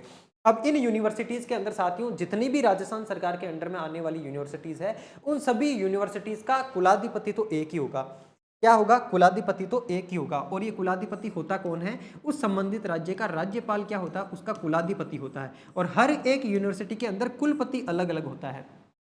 वहाँ का जो प्रशासनिक व्यवस्था होती है उसको देखने के लिए कुलपति होता है, और ये कुलपति अलग अलग होता है। अब जो है इस कुलपति का नाम चेंज कर दिया गया है, विश्वविद्यालय की विधियां संशोधन विधेयक के नाम से जो विधेयक आया था, इस कुलपति को अब किस नाम से जाना जाएगा, कुल गुरु के नाम से जाना जाएगा। और जो प्रति कुलपति होता था उसको प्रति कुल गुरु के नाम से जाना जाएगा। तो इसने पूछा है आपसे किसके बारे में, कि कुलपति को किस नाम से जाना जाएगा। ऑप्शन नंबर बी, कुलपति को कुल गुरु के नाम से जाना जाएगा और प्रति कुलपति को प्रति कुल गुरु के नाम से जाना जाएगा। राजस्थान में टोटल 33 सरकारी विश्वविद्यालय है, और यह परिवर्तन जो है केवल और केवल हिंदी भाषा में किया गया है। यह परिवर्तन आपके इंग्लिश भाषा में नहीं हुआ है। इंग्लिश भाषा के अंदर पहले जो था साथियों नाम, उसी नाम से इनको जाना जाएगा।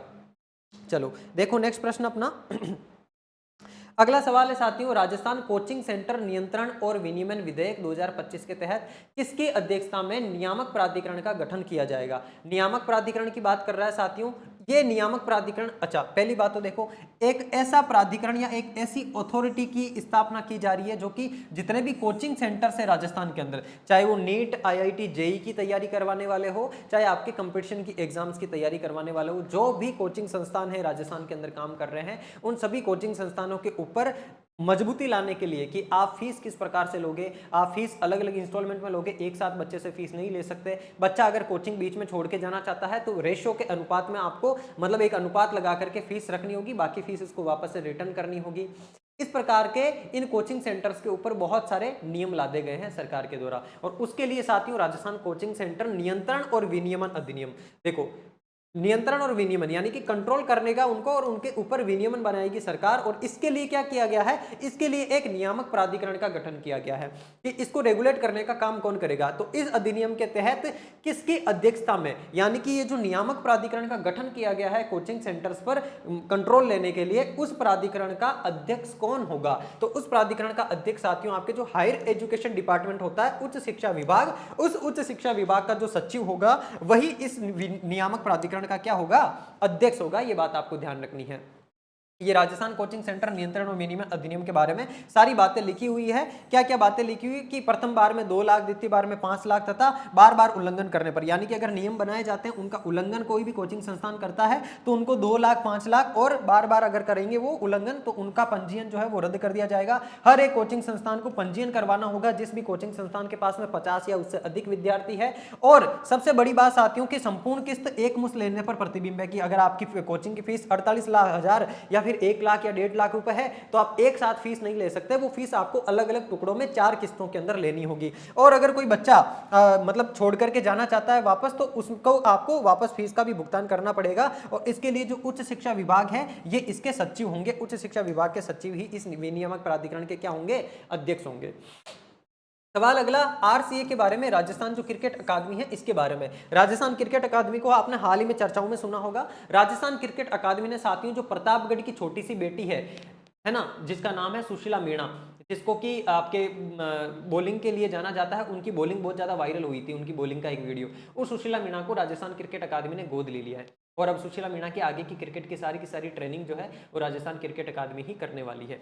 तो अपन बात कर रहे हैं राजस्थान क्रिकेट अकादमी के बारे में कि इस राजस्थान क्रिकेट अकादमी ने, आरसीए ने क्या करा है 2024-25 के साल के अंदर जो सर्वश्रेष्ठ खिलाड़ी थे उन खिलाड़ियों को साथियों पुरस्कार प्रदान करे। और उनके पुरस्कारों के संबंध में आपको एक तरफ तो दिया हुआ है अवार्ड का नाम, एक तरफ दिया हुआ है कि उस पुरस्कार को कौन से खिलाड़ी ने जीता, उसके विजेता का नाम। अब आपको क्या करना है, इनके अंदर आपस में मिलान करना है।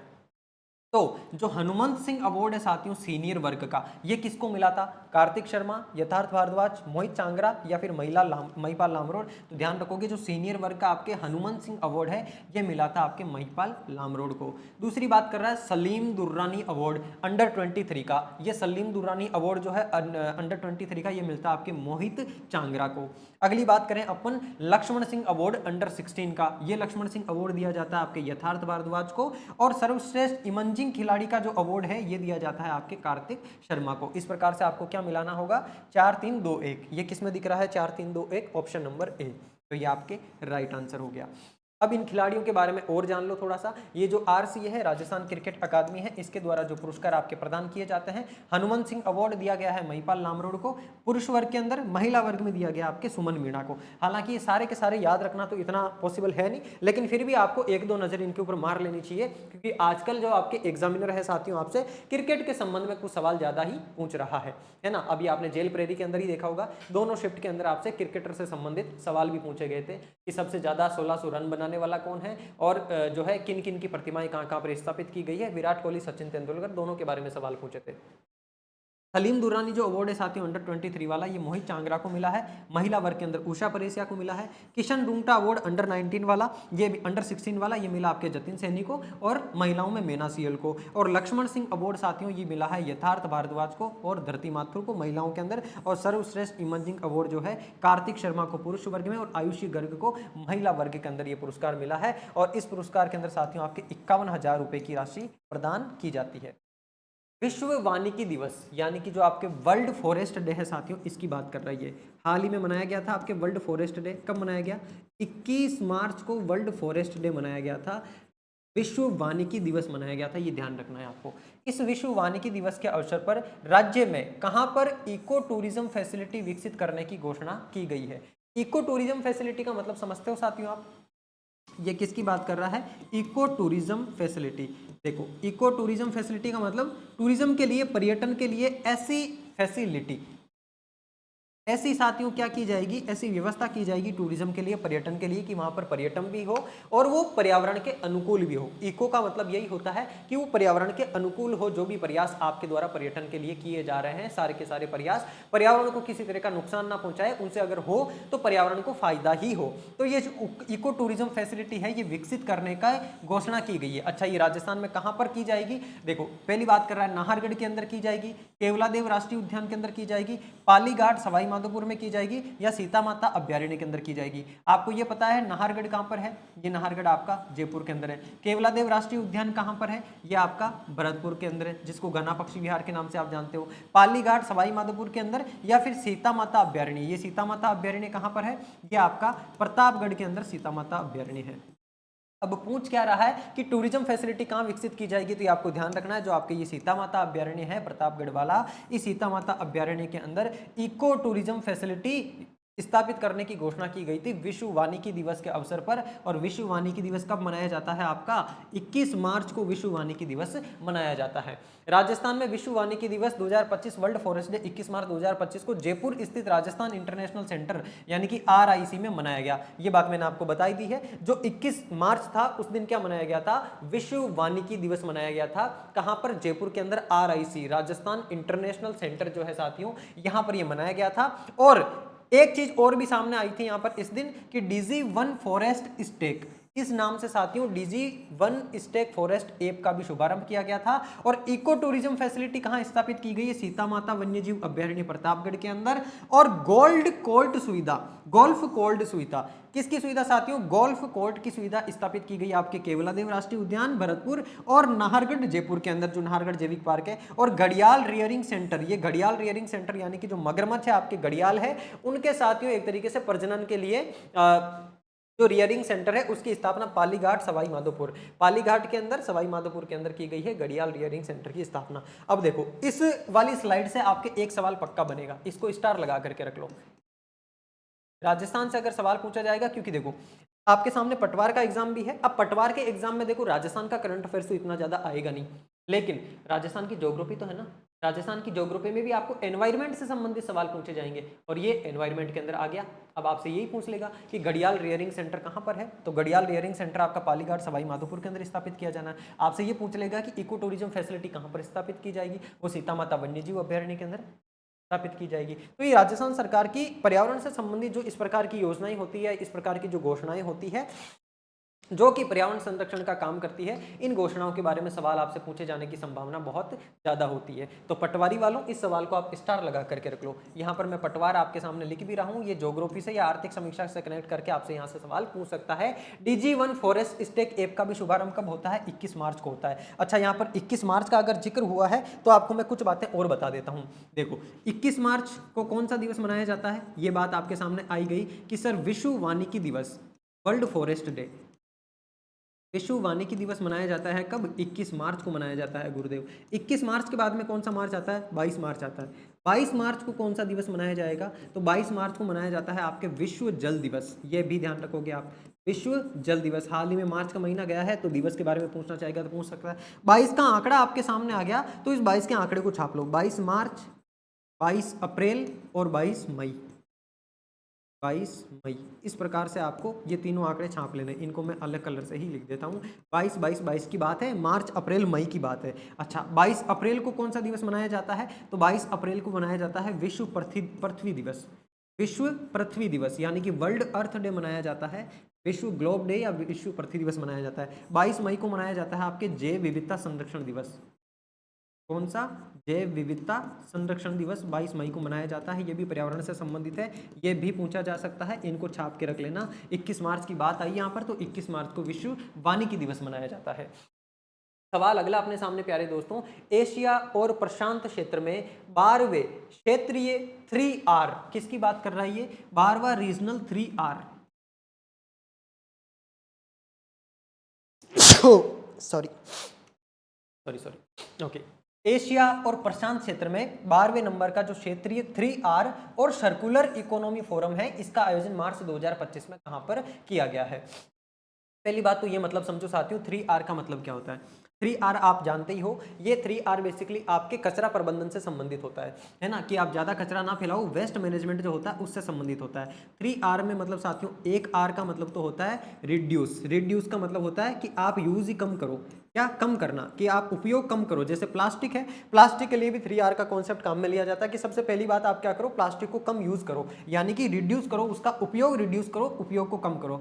दूसरी बात आती है R का मतलब रीयूज, क्या आता है, रीयूज। रीयूज का मतलब होता है कि उसको वापस से पुनः उपयोग करो आप। रीयूज का मतलब क्या होता है, पुनः उपयोग। पहला तो होता है कम उपयोग, दूसरा होता है पुनः उपयोग, और तीसरे आर का मतलब क्या होता है साथियों, तीसरे आर का मतलब होता है रिसाइकिल। रिसाइकिल का मतलब होता है पुनः चक्रण। पुनः चक्रण यानी कि एक बार आपने काम में ले लिया उसको, जैसे आपने देखा ही होगा, लोहे प्लास्टिक वाले आते हैं आपके, तो प्लास्टिक का सामान आपसे खरीद करके ले जाते हैं, उसको वापस से वो रिसाइकिल करते हैं। जो बोतल्स होती है या और किसी प्रकार की प्लास्टिक की आपके बाल्टीज वगैरह होती है, उन प्लास्टिक को वापस से पिघला करके उनसे नए आइटम बना लिए जाते हैं, यानी कि उनको रिसाइकिल कर लिया जाता है, पुनः चक्रण के अंदर वो आ जाते हैं। तो ये जो आपके 3R वाला कॉन्सेप्ट है, ये पूछ रहा है कि इसका आयोजन मार्च 2025 में कहां पर किया गया। तो ध्यान रखना दोस्तों, इसका आयोजन आपके कहां पर किया गया था, जयपुर के अंदर किया गया था। ऑप्शन नंबर बी इसका आपके राइट आंसर होगा। और ये जो 3R का कॉन्सेप्ट है, ये भी आपको याद रखना है कि 3R का मतलब क्या होता है, रिड्यूस, रीयूज और रिसाइकिल, ये तीनों 3R का मतलब होता है। ये जो 12th नंबर का साथियों आपके रीजनल 3R और सर्कुलर इकोनॉमी फोरम था, इसका आयोजन जयपुर के अंदर आपके किया गया था। आ जाओ थोड़ा सा इसके बारे में जान लेते हैं। एशिया और प्रशांत क्षेत्र में जो 12वें नंबर के क्षेत्रीय और 3R सर्कुलर इकोनॉमी फोरम है, इसका आयोजन 3 से 5 मार्च को किया गया था। कहां पर, जयपुर के अंदर। अच्छा, किसने इसका आयोजन करा था, तो आवास और जो शहरी कार्य मंत्रालय है भारत सरकार का, उसके द्वारा, प्लस संयुक्त राज्य अमेरिका का जो साथियों क्षेत्रीय विकास केंद्र है वो, और वैश्विक पर्यावरण रणनीतिक संस्थान जो स्ट्रेटेजिक इंस्टीट्यूशन है ग्लोबल एनवायरनमेंट का, इन तीनों के द्वारा मिलकर के इसका आयोजन किया गया है जयपुर के अंदर। विषय क्या था, एशिया प्रशांत क्षेत्र में सतत विकास, जो सस्टेनेबल डेवलपमेंट है उसका जो लक्ष्य रखा गया 2030 का, उसको हासिल करना, और कार्बन तटस्थता प्राप्त करने की दिशा में सर्कुलर सोसाइटी का निर्माण करना। कार्बन तटस्थता का मतलब होता है साथियों, कार्बन का वर्तमान में जो उत्सर्जन किया जा रहा है, उस कार्बन उत्सर्जन की वजह से ग्लोबल वार्मिंग जैसी समस्याएं बढ़ रही है, क्योंकि कार्बन का उत्सर्जन जाकर के क्या करता है, ओजोन परत को तोड़ता है। ओजोन परत की वजह से यूवी रेस धरती पर पहुंचती है, और सबसे बड़ी बात, कार्बन जो होता है साथियों, इसकी वजह से ऐसी गैसें निकलती है जिनको ग्रीन हाउस गैसेस के नाम से जाना जाता है, जैसे मीथेन हो गया, क्लोरोफ्लोरोकार्बन हो गया। इस प्रकार की गैसेस क्या करती है, सूर्य से पृथ्वी पर आए हुए प्रकाश को वापस पृथ्वी से बाहर नहीं जाने देती है, और उस वजह से वो प्रकाश, सूर्य, वो जो गर्मी होती है वो पृथ्वी के ऊपर बढ़ती जाती है, और उसकी वजह से ग्लोबल वार्मिंग की समस्या होती है। और ग्लोबल वार्मिंग की समस्या की वजह से आपके क्लाइमेट चेंज होता है, जलवायु परिवर्तन होता है, जो कि पृथ्वी के एनवायरनमेंट के लिए हानिकारक है, नुकसानदायक। तो उससे निपटने के लिए जो कार्बन इमिशन होता है साथियों, इस कार्बन तटस्थता को प्राप्त करना, कि कार्बन का उत्सर्जन कम से कम हो, या जितना हो रहा है वहीं पर रुक जाए, इससे आगे ना बढ़े, इसकी दिशा में सर्कुलर सोसाइटी की स्थापना करने के लिए, ये जो है साथियों सस्टेनेबल डेवलपमेंट के जो गोल्स है उनको अचीव करने के लिए ये इसका लक्ष्य रखा गया था। अगला सवाल आपके सामने, नेशनल मेडिकल ऑर्गेनाइजेशन NMO, इसको आप जानते हो साथियों, नेशनल मेडिकल ऑर्गेनाइजेशन, इसका साथियों हाल ही में 44वें नंबर का राष्ट्रीय अधिवेशन, जिसका नाम है नमोकॉन 2025, इसका आयोजन कहां पर किया गया, आपसे ये पूछा है। इसका आयोजन किया गया था प्यारे दोस्तों आपके कहां पर, उदयपुर के अंदर। ऑप्शन नंबर सी आप ध्यान रखोगे। जो नेशनल मेडिकल कॉलेज ऑर्गेनाइजेशन है 44वां था, 1 से 2 मार्च को किया जाता है, और इसका उद्घाटनकर्ता कौन होता है, ये सवाल आपसे पूछा जा सकता है। वर्तमान में जो राजस्थान के राज्यपाल है हरिभाऊ किशनराव वागड़े, कौन है राजस्थान के, ये आपके राजस्थान के राज्यपाल है साहब, हरिभाऊ किशनराव वागड़े। इन राज्यपाल जी के द्वारा इसका उद्घाटन किया गया था, और इसका आयोजन किसके द्वारा किया गया, ऑर्गेनाइजेशन के 44वें राष्ट्रीय अधिवेशन का। ये भी ध्यान रख लेना, जो नेशनल मेडिकल ऑर्गेनाइजेशन और RNT जो मेडिकल कॉलेज है उदयपुर का, इनके द्वारा मिलकर के। अब क्योंकि उदयपुर में आयोजन हो रहा है, तो इसके आयोजकों के अंदर उदयपुर की RNT कॉलेज का होना बिल्कुल लाजमी था।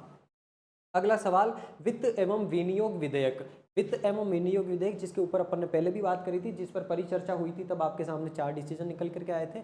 यही इसकी परिचर्चा के प्रत्युत्तर के दौरान मुख्यमंत्री ने कहां पर मल्टीपर्पज स्पोर्ट्स कॉम्प्लेक्स के निर्माण की घोषणा करी है। साथ ही मल्टीपर्पज स्पोर्ट्स कॉम्प्लेक्स बनाया जाएगा, यानी कि ऐसा स्पोर्ट्स कॉम्प्लेक्स होगा जिसके अंदर आप बहुत सारे इवेंट जो है वो खेले जा सकते हैं, बहुत सारे इवेंट हो सकते हैं, स्पोर्ट्स का पूरा कॉम्प्लेक्स होगा। ये इसके निर्माण की घोषणा कहां पर की गई है, तो ये भीलवाड़ा में इसका निर्माण किया जाएगा। ऑप्शन नंबर सी आपको ध्यान रखना है। और ये भी आपके वित्त एवं विनियोग विधेयक पर जब विधानसभा में चर्चा चल रही थी, उसी के दौरान उसके प्रत्युत्तर में निकल करके ये बात सामने आई। और ये भीलवाड़ा के अंदर बना जाएगा। इसके अलावा साइकिल ट्रैक बनाया जाएगा आपके श्री गंगानगर के अंदर। खेल स्टेडियम बनाया जाएगा कुमेर लीग और केशवराय पाटव बूंदी के अंदर। और खेल निदेशालय की भी स्थापना की जाएगी। जो आपके स्पोर्ट्स डायरेक्टरेट है साथियों, उसकी भी स्थापना की जाएगी राजस्थान में। बाकी गंगानगर के अंदर साइकिल ट्रैक बन रहा है, स्पोर्ट्स कॉम्प्लेक्स भीलवाड़ा के अंदर बन रहा है, और आपके कुमेर लीग भरतपुर और केशवराय पाटन बूंदी के अंदर खेल स्टेडियम बन रहा है। ये तीनों ही बातें इंपॉर्टेंट है। अगला सवाल 22-23 यानी कि 23-24 के लिए जो जवाहरलाल दरडा स्मृति लोकमत पत्रकारिता पुरस्कार है, ये पहली बात तो आप समझ ही चुके हो, पत्रकारिता से संबंधित पुरस्कार है जिसका नाम क्या है, जवाहरलाल दरडा पुरस्कार, जवाहरलाल दरडा स्मृति पुरस्कार। ये बहुत ही नामी पत्रकार थे साथियों। इनकी स्मृति के अंदर दिया जाने वाला ये जो लोकमत पत्रकारिता पुरस्कार है, लोकमत, ये पत्रकारिताओं को या पत्रकारों को ही दिया जाता है। तो अब की बार जो है साथियों, आपके दो पत्रकारों को ये सम्मान दिया गया है। एक आपकी मेघा जैन को दिया गया है जो कि राजस्थान पत्रिका आपके अखबार आता है उससे संबंधित है, और एक आपके अवधेश आकोदिया को दिया गया है जो कि आपके दैनिक भास्कर पत्रकार अखबार आता है, उस दैनिक भास्कर से संबंधित ये पत्रकार है। तो इन दोनों को प्रदान किया गया है। 2 और 3 आपको ऑप्शन नंबर बी के अंदर दिख रहा है। राजस्थान पत्रिका की जो है आपकी मेघा जैन है। कौन है मेघा जैन? तो आपके राजस्थान पत्रिका की है। और अवधेश आकोदिया कहाँ के? आपके दैनिक भास्कर न्यूज़पेपर से संबंधित है। जयपुर के अंदर ये समारोह का आयोजन होता है जहाँ पर ये पुरस्कार आपके प्रदान किए गए थे। अब देखो मेरे प्यारे साथियों, आपके दिमाग में ये भी प्रश्न आ सकता है कि सर आप तो केवल लिखी हुई चीज़ों को पढ़ रहे हो। बिल्कुल आपका कहना सही है, मैं को पढ़ रहा हूँ, लेकिन इससे भी ज़्यादा जरूरी चीज़ क्या है? ज़्यादा जरूरी चीज़ है कि चीज़ को यहाँ पे लिखना। एक तो मैं आपको अभी पढ़ाते वक्त हाथों हाथ लिख करके बताता कि हाँ इसका आयोजन जयपुर में किया गया है ना, और दूसरी बात ये बताता कि इसका संबंध इससे है, इसका संबंध इससे है। जितनी भी एक्सप्लेनेशन आपको सवालों में दिख रही है ये मैं लिख करके भी आपको पढ़ा सकता हूँ। अब उसके अंदर 2 रिस्क होती है। एक तो सारी की सारी चीज़ें जरूरी नहीं कि मुझे याद रहे, तो कुछ इंपॉर्टेंट फैक्ट छूट जाए, इसलिए लिखना जरूरी है। दूसरी बात, मैं खुद लिख करके आपको ये सारी चीज़ें अगर बताता तो यहाँ पर अपना टाइम बहुत ज़्यादा जाता। और मुझे पता है YouTube पर आप फ्री में जो कंटेंट आपको मिलता है उसको आप अगर कम टाइम के अंदर ज़्यादा कंटेंट मिल रहा है तो ही उसको आप आगे कंटिन्यू देखना पसंद करते हो, वरना आप उन चीज़ों को छोड़ देते हो जिसकी वजह से आपका बहुत बड़ा नुकसान भी हो जाता है। तो मेरा ये टारगेट है कि कम से कम समय में ज़्यादा से ज़्यादा कंटेंट आप तक पहुँचाऊँ।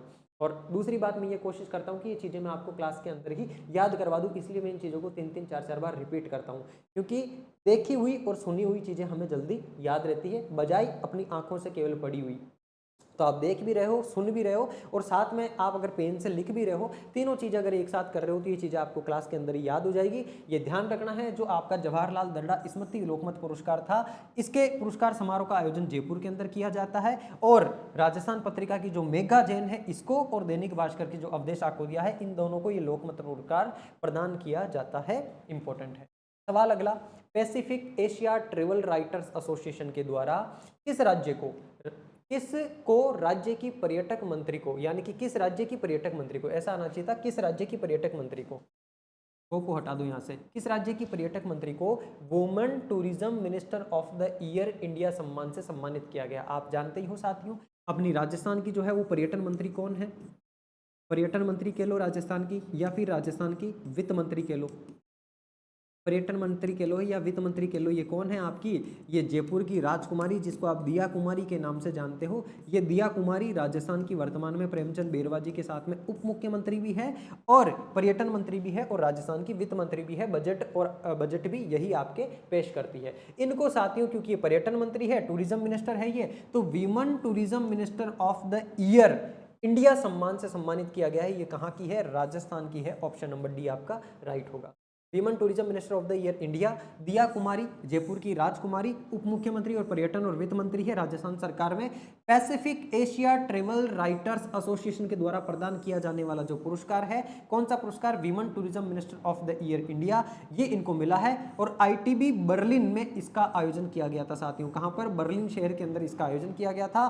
सेशेल्स के पूर्व पर्यटन मंत्री डॉक्टर एलन सेंटाएंज द्वारा ये पुरस्कार जो है इनको प्रदान किया गया। और पुरस्कार लेने ये वहां पर नहीं पहुंच पाई थी, फिर कौन पहुंचे थे? जो आपके आनंद त्रिपाठी है अतिरिक्त निदेशक, और उपेंद्र सिंह शेखावत है उप निदेशक पर्यटन विभाग के अंदर, इनके द्वारा ये पुरस्कार ग्रहण किया गया, क्योंकि दया कुमारी वहां पर बर्लिन के अंदर नहीं पहुंच पाई थी।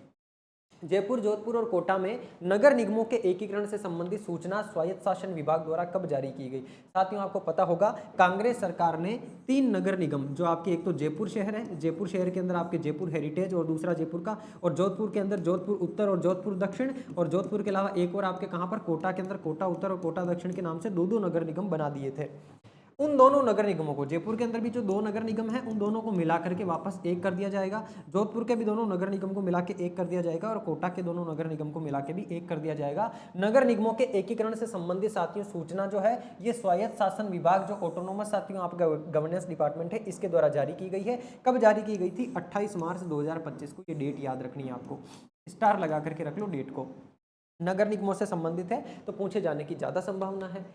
सवाल अगला, देश के विधानमंडलों में प्रथम ऐसी विधानसभा कौन सी है जहां कॉन्स्टिट्यूशन क्लब का निर्माण किया जाएगा? स्टार लगाओ भाई सवाल को। कॉन्स्टिट्यूशन क्लब का निर्माण किया जाएगा। आपको पता होगा वर्तमान में दिल्ली के अंदर कॉन्स्टिट्यूशन क्लब है, संविधान क्लब है। ये संविधान क्लब दिल्ली में स्थित संविधान क्लब की तर्ज पर ही स्थापित किया जा रहा है। कौन से राज्य की विधानसभा में स्थापित किया जा रहा है? हम ठहरे राजस्थानी, तो राजस्थान की विधानसभा के अंदर ही साथियों ये स्थापित किया जा रहा है। जल ग्रहण परियोजनाओं में जन भागीदारी व औद्योगिकी व्यावसायिक संस्थाओं की भागीदारी बढ़ाने के लिए जल ग्रहण व भू संरक्षण विभाग के द्वारा किस औद्योगिक संस्थान के साथ में हाल ही में एमओयू किया गया है? पहली बात तो देखो, एक औद्योगिक संस्थान है जिसका नाम है आपके आईटीसी। क्या नाम है? आईटीसी। इस आईटीसी संस्थान के साथ में साथियों आपके जो जल ग्रहण और भू संरक्षण विभाग है, इन दोनों ने मिलकर के क्या करा है? एक एमओयू साइन करा है। एमओयू क्यों करा है साइन? ये एमओयू इसलिए साइन करा है ताकि जल संरक्षण की तकनीकों के अंदर जन भागीदारी यानी कि लोगों की भागीदारी को बढ़ाया जा सके। जैसे कि आप जल संरक्षण कैसे कर सकते हो? आप आपके बरसात के दिनों में आपके घर की जो बरसात होती है उस पानी को टांके के अंदर या टैंक के अंदर कलेक्ट कर सकते हो, है ना। जो खेतों में किसान करने वाले काम करने वाले किसान होते हैं वो क्या कर सकते हैं? खेत में बड़ा खड्डा बना करके बरसात के पानी को उसके अंदर वो पन्नी लगा करके वहां पर एकत्रित कर सकते हैं। तो इस प्रकार से जल संरक्षण की तकनीकों के अंदर या जल संरक्षण के अंदर जन भागीदारी, लोगों की भागीदारी को बढ़ाने के लिए साथियों हाल ही में आईटीसी के साथ में आपका जो जल ग्रहण और भू संरक्षण विभाग, भू जल संरक्षण विभाग है, इन दोनों के द्वारा क्या किया गया है? एक एमओयू साइन किया गया है। 93 वर्ष की एथलेटिक्स जिनका नाम है पानी देवी गोदारा, ये जो पानी देवी गोदारा है साथियों अपनी दादी माँ है, ये 93 साल की दादी माँ है। इनका संबंध पूछ रहा है राज्य के कौन से जिले से है, इनका जिला कौन सा है। इन्होंने क्या करा है हाल ही में साथियों 45वें नंबर की जो नेशनल मास्टर एथलेटिक्स चैंपियनशिप हुई थी, कहाँ पर हुई थी ये 45वें नंबर की नेशनल मास्टर्स एथलेटिक्स चैंपियनशिप? तो ध्यान रखोगे ये हुई थी आपके बेंगलुरु के अंदर। और इस चैंपियनशिप के अंदर साथियों इन्होंने कौन सा पदक जीता है? तो गोल्ड मेडल जीता है। 93 वर्ष की दादी माँ ने साथियों रनिंग के अंदर, शॉर्टपुट के अंदर गोल्ड मेडल जीता है। तो ये पूछ रहा है इनका संबंध कौन से जिले से है? राजस्थान के, पश्चिमी राजस्थान, बीकानेर से इनका संबंध है, जहां पर आपके कौन सा किसानों के लिए सम्मेलन भी हुआ था। कहां पर? बीकानेर के अंदर। कब हुआ था? जब आपके राजस्थान दिवस मनाया जा रहा था 30 मार्च वाला, उसके उपलक्ष्य में जो 7 दिनों तक कार्यक्रम चला था उसके अंदर। बीकानेर जाना ही किस लिए जानता है? आपके बाजरे के लिए जाना जाता है। बाजरा अनुसंधान केंद्र कह लो या अश्व अनुसंधान केंद्र कह लो, उष्ण अनुसंधान केंद्र कह लो, सारे आपके यहीं पर है। ये अपनी दादी माँ है, बीकानेर की रहने वाली, नाम इनका पानी देवी या पाना देवी गोदारा है, जाट है ये भी। और ये आप फोटो के अंदर देख पा रहे होंगे दादी माँ को। हालांकि ये जो पुराने जमाने के अपने पूर्वज है, अपने दादा के टाइम के या अपने मम्मी पापा के टाइम के, उनके शरीर के अंदर एक अलग ही प्रकार का अतुलित बल होता है साथियों। क्यों? क्योंकि उस समय का खान पान बड़ा स्वच्छ हुआ करता था। आजकल आप देखो, चाहे मसालों की बात करो, चाहे तेल की बात करो, चाहे आप साबुन शैम्पू की बात करो, हर एक चीज़ के अंदर केमिकल आने लग गया, हर एक चीज़ के अंदर मिलावट आने लग गई।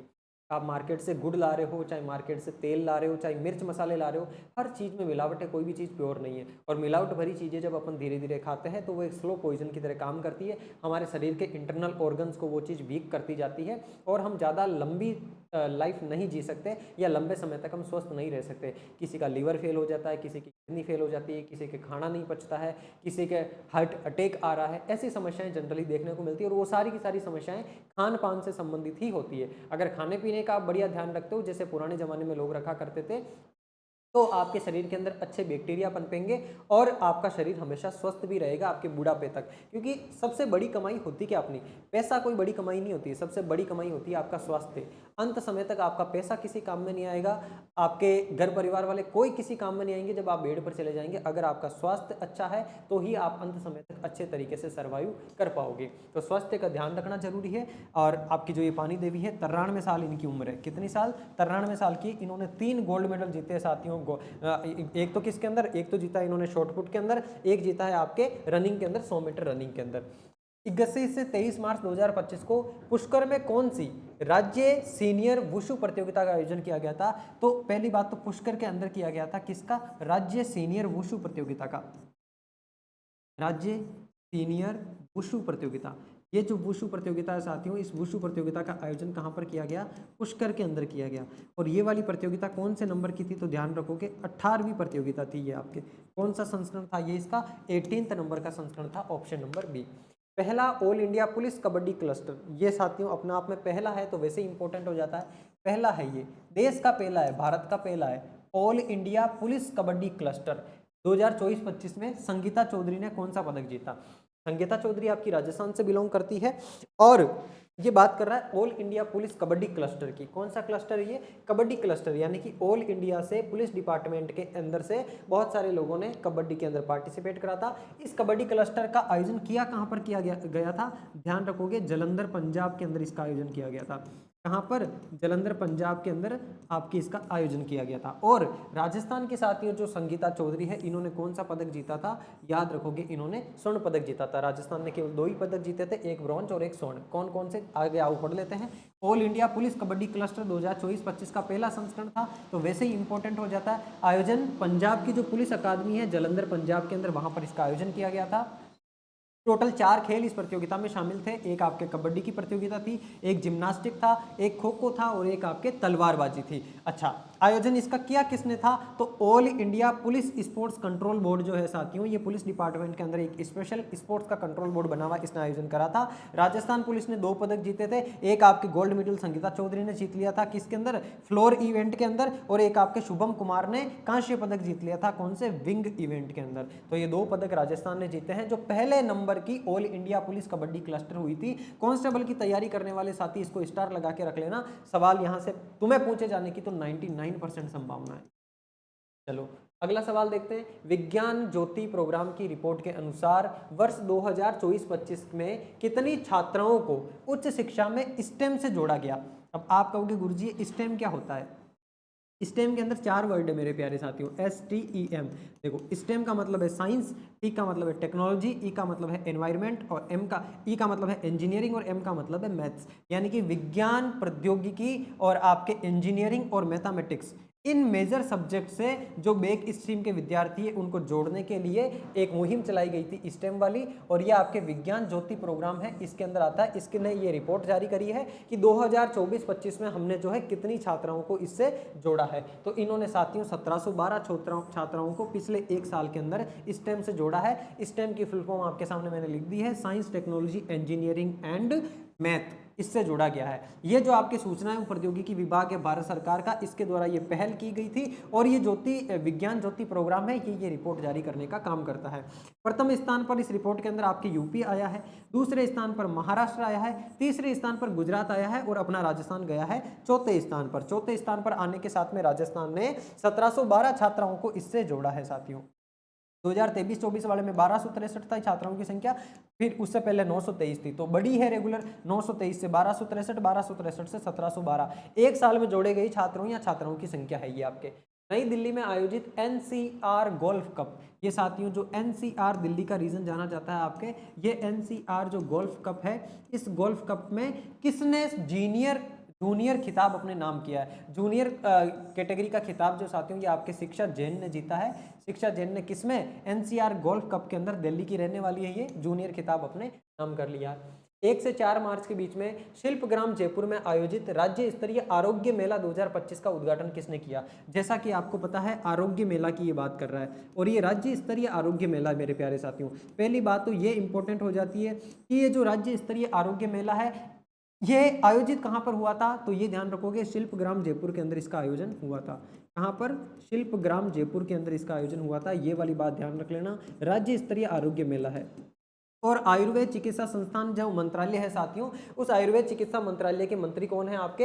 ये राजस्थान के उप मुख्यमंत्री प्रेमचंद बेरवा है। इन्हीं के द्वारा क्या किया गया? इसका उद्घाटन किया गया था। राज्यपाल एवं कुलाधिपति, मैंने आपको बताया था, एक कुलपति होता है जिसका कुल गुरु के नाम से जानोगे, एक कुलाधिपति होता है। राज्य में पाए जाने वाले 33 के 33 विश्वविद्यालयों का कुलाधिपति एक ही होता है, उस राज्य का राज्यपाल। वर्तमान में हरिबाबू किशनराव वागड़े, इन्होंने किसको राजस्थान स्वास्थ्य विज्ञान विश्वविद्यालय जयपुर के कुलपति के पद पर नियुक्त किया है। अब यहाँ पर एक चीज और भी निकल करके आपके सामने आ गई कि किसी भी विश्वविद्यालय के कुलपति की नियुक्ति कौन करता है? संबंधित राज्य का राज्यपाल उसकी नियुक्ति करता है, क्योंकि उस विश्वविद्यालय का कुलाधिपति कौन होता है? राज्यपाल खुद होता है। तो किसको साथियों? आपके स्वास्थ्य विज्ञान जो विश्वविद्यालय है, कहां पर? जयपुर के अंदर। ये जयपुर का राजस्थान स्वास्थ्य विज्ञान विश्वविद्यालय है, इसका कुलपति किसको नियुक्त करा है? तो ध्यान रखोगे, आपके प्रोफेसर डॉक्टर प्रमोद येवले हैं, इनको साथियों इनका कुलपति नियुक्त किया गया है। राष्ट्रीय महिला आयोग के द्वारा विवाह पूर्व परामर्श केंद्रों की नई पहल तेरे मेरे सपने के तहत राज्य में कितने संस्थानों पर केंद्र खोले जाएंगे? कितने स्थानों पर केंद्र खोले जाएंगे? तो ये जो आपका राष्ट्रीय महिला आयोग है, हाल ही में आपको पता है 8 मार्च को आपके अंतर्राष्ट्रीय महिला दिवस था। इसी के उपलक्ष्य में साथियों राष्ट्रीय महिला आयोग के द्वारा, जो नेशनल वुमेन कमीशन है, उसके द्वारा विवाह से पहले परामर्श लेने के लिए उन परामर्श केंद्रों की एक नई जो पहल शुरू की गई थी, जिसका नाम था तेरे मेरे सपने।